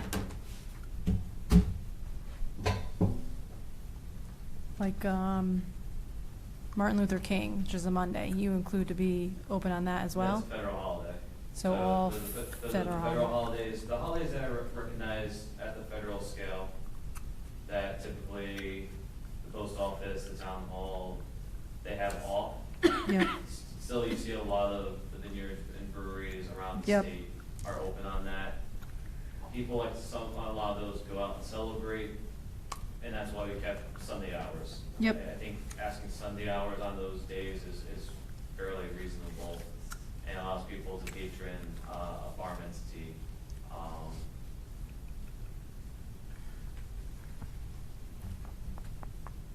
Yeah, I mean. I'm just wondering how to word it so it's the most I mean, I think simple. it's, if you say any, you know, I mean, you'd have to state just the way it is. Yeah. Federal Christmas Eve, New holidays. Year's Eve, Yeah. Wednesday before Thanksgiving, federal, state holidays. I mean, you don't even have to state that it fall on Monday, if it's a federal, state, or holiday, you can be open. So, I mean, I wouldn't put in Monday, it doesn't really make a difference. Yeah. So it would be for federal and state. For all federal and state holidays, also including Christmas Eve, New Year's Eve, Wednesday before Thanksgiving. That's it. Well, Wednesday before Thanksgiving, he wants to be open 4 to 9. Not 12 to 6.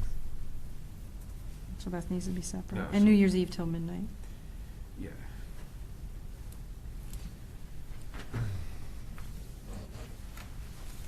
So federal and state holidays, 12 to 6. Wednesday before Thanksgiving, 4 to 9. New Year's Eve till midnight. Saturday, 11 to 10, and Thursday, 4 to 9. Does that capture it?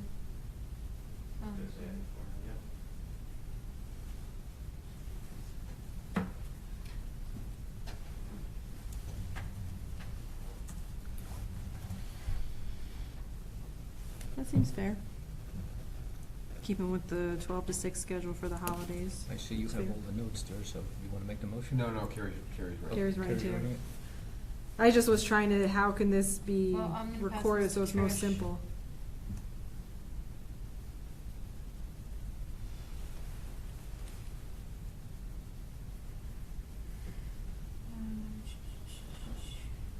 You're right, an 11.1 pace. If you don't realize what I was alluding to is, this Sunday, somebody had a major accomplishment. Their first New York City marathon. Oh. I After agree. After 4 hours and 38 minutes, at 11.11 pace, Carrie crossed the finish line at approximately, My number one fan. it was Followed me the around whole way. 4:30. I think it was 4:30. 3:30. 3:30 finish. Let my yeah, it graph started out. 11. How many days is that? Oh, Yeah. come on. 11 point. It still made the New York Times, the What's last page, 11.11 mean? 11. That was her. Miles. That was her average mile. My Average time per pace, mile my per pace. pace. Yeah. So she I'm ran 11 assuming minute that's mile. really I good. stroll faster than that. Hey, come on. I know. I could see if you were running 1 mile. You ran 26. That's a pretty damn good. I worked the 0.4. crowd. I Me worked too. the crowd. I had many fans. I had to stop, hug the family. Gotta sign Well, autographs. just to let you know, I said, uh-oh, something happened. I know. Because when you got to 13.2, all of a sudden, so every like 30 seconds, the app would refresh. And it just happened to be, I came in the house, I said, let me check and see how she's doing. So I picked her up around like 12 miles, all of a sudden I got to 13.2, and all of a sudden, 3, 4, 5 minutes go by and she's not moving. And I said, well, maybe there's a pit stop or Things like that something that happens. happened. Because I didn't realize at 13.2 until I looked. And I said, that's it, she gave up. And then all of a sudden, She gave up. And then all of a sudden it refreshed like about, Nothing like Big Brother watching, like, at every possible moment. Yeah, but How are you you're able to be carrying- tracked like it was an that? app. You're it was carrying an a app. You chip. just typed her, Yeah, I just my typed her bib. name The in. bib has a chip in it, Yeah. so they know No way. exactly where you are. So it was So pretty. you don't cheat. Yeah, well, You can't still take an cheat. Uber. Yeah. Rosa. That's why I didn't know Oh, that. yeah. So I went in the house and I said, oh my God, the marathon's going. I said, let me check and see what she's doing. And then like I said, as soon as I said, like bad luck me, as soon as I Yeah, turned you it on, made her mess up. she stopped. What was it? I figured that it's a halfway stop. Bathroom break? Yeah, that's what I thought. She was waiting for the Uber. Like to pick her everyone up. watching, yeah. Like, this is great. Yeah. But anyhow, are you, Yep. yeah, that was good. 11, that was good pace, so. Like I said, I had to hug the family. I'll show you pictures after. That's awesome. I don't do anything for 4.5 hours, but I don't even sleep for 4.5 hours, let alone run for 4.5 hours. Or track someone. Yeah, really. So what are the New Year's Eve hours? To midnight? Till midnight. I don't know when the opening is. When are you Wait a opening on minute. New Year's Eve? You can't say midnight, because Yeah. at midnight, Well, yeah, you Yeah. gotta go.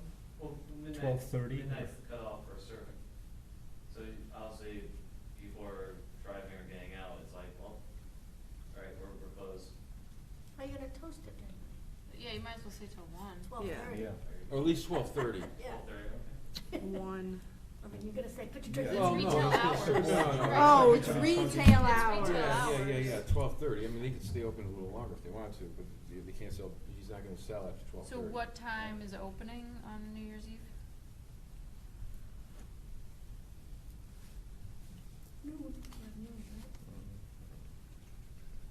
What time do you open, I Well, mean, we typically open at noon on the weekends, Nobody's going out at that point. but yeah, it's, you wanna do 4, or you wanna do, think about, New Year's Eve?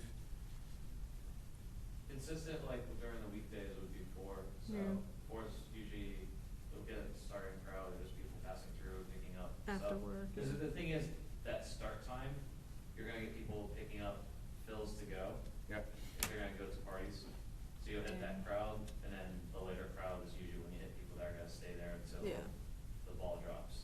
You look at, so 4 o'clock So good? that's on a Tuesday. Yeah, I'd say 4 o'clock. What's that? New Year's Eve is on a Tuesday. Yeah, Or is it 4 PM to 12? oh, yeah. Let's see, so Monday through Wednesday closed, Thursday 4 to 9, Friday 4 to 10, Saturday 11 to 10, Sunday 12 to 6. Federal and state holidays, including Christmas Eve, follow Sunday hours, 12 to 6. Wednesday before Thanksgiving, 4 to 9, and New Year's Eve, 4 to 12:30. You got them all, you think? So, Yeah. How about the ones that say federal, Yeah, state holidays? Yep, They're federal in and there? state holiday, yep. Okay. Including Christmas Eve, 12 to 6. Gotcha. Right. Would someone like to read a motion? Sure she would. That's what happens when you show up late, Trish. I make a motion to approve the proposed modifications to the hours of operation under planning and zoning application 2018-17, site plan associated with the special use permit originally approved on January 3rd, 2019, and modified on September 5th, 2019, at 418 Forest Road, map 51. I just had a thought interrupt me. Lots 38 and 38-1, R-40 zone, order J.D. Francesco and Son, Inc., applicant Stewards of the Land Brewery, LLC, and J.D. Francesco and Son, Inc. The previously approved conditions shall remain in effect with a modification to condition 27, which shall now read. Applicant shall comply with the hours of operation as approved based on the following. Monday to Wednesday closed. Thursday, This is for retail hours. retail hours, thank you, yes. Totally missed that. Retail hours, Monday to Wednesday closed. Thursday, 4 PM to 9 PM. Friday, 4 PM to 10 PM. Saturday, 11 AM to 10 PM. Sunday, 12 PM to 6 PM. Saturday, federal and state holidays. I'm hungry, I haven't eaten since lunch. Federal and state holidays, including Christmas Eve, follow the hours of 12 PM to 6 PM. The Wednesday before Thanksgiving will be 4 PM to 9 PM. And New Year's Eve retail hours will be from 4 PM to 12:30 AM. Is there a second? And then, sorry, just one quick thing. Go. Production hours will be 6 AM to 4 PM, 7 days a And week. production hours will remain the same at 6 AM to 4 PM, 7 days a week. Is there a second? Second. Any discussion? All in favor? Aye. Aye. Any opposed? Seeing none, that passes 3-0. All right. Alex, you've been getting up and down. I know. Your pace is like about 12:23. You're a little bit slower. Gary did 26 miles. You did 60 feet. Yeah. All right, town planners report? I am good, so I guess the only thing, obviously there was a town council election, so I'm still waiting to hear who our liaison will be. Okay. Find out at a subsequent, council meeting So did later they this have- month. Do they have the Passes final back to results Carrie. counted completely? Yep. Yes, Okay. yep. And there's only one meeting in December? Yes. Yes, December 12, okay. Yep. yeah, Wait, what's December 12th? our only meeting December. In December. in December. And then Harry, you want to, November 21st, we'll do the shed? Well, yeah, we'll talk about it, yeah. Yep. Can we do the meeting minutes, go back to that? Oh, yeah, we have, Tricia's here now.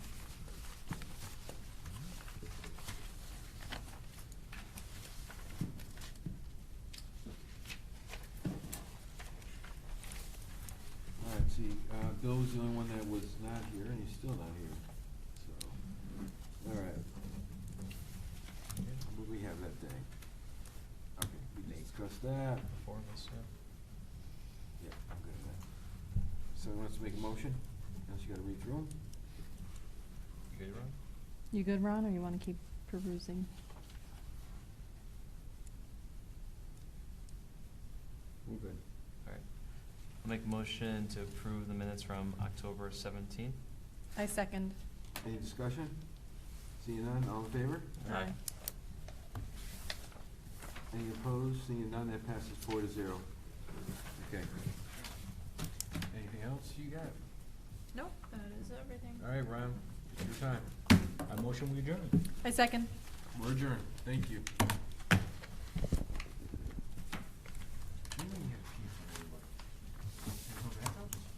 No, I'm saying, like, being watched, trying to make sure that everyone's like, what happened to my Oh, did everybody do that? Oh my gosh, I was gonna yeah. text you, I had a feeling you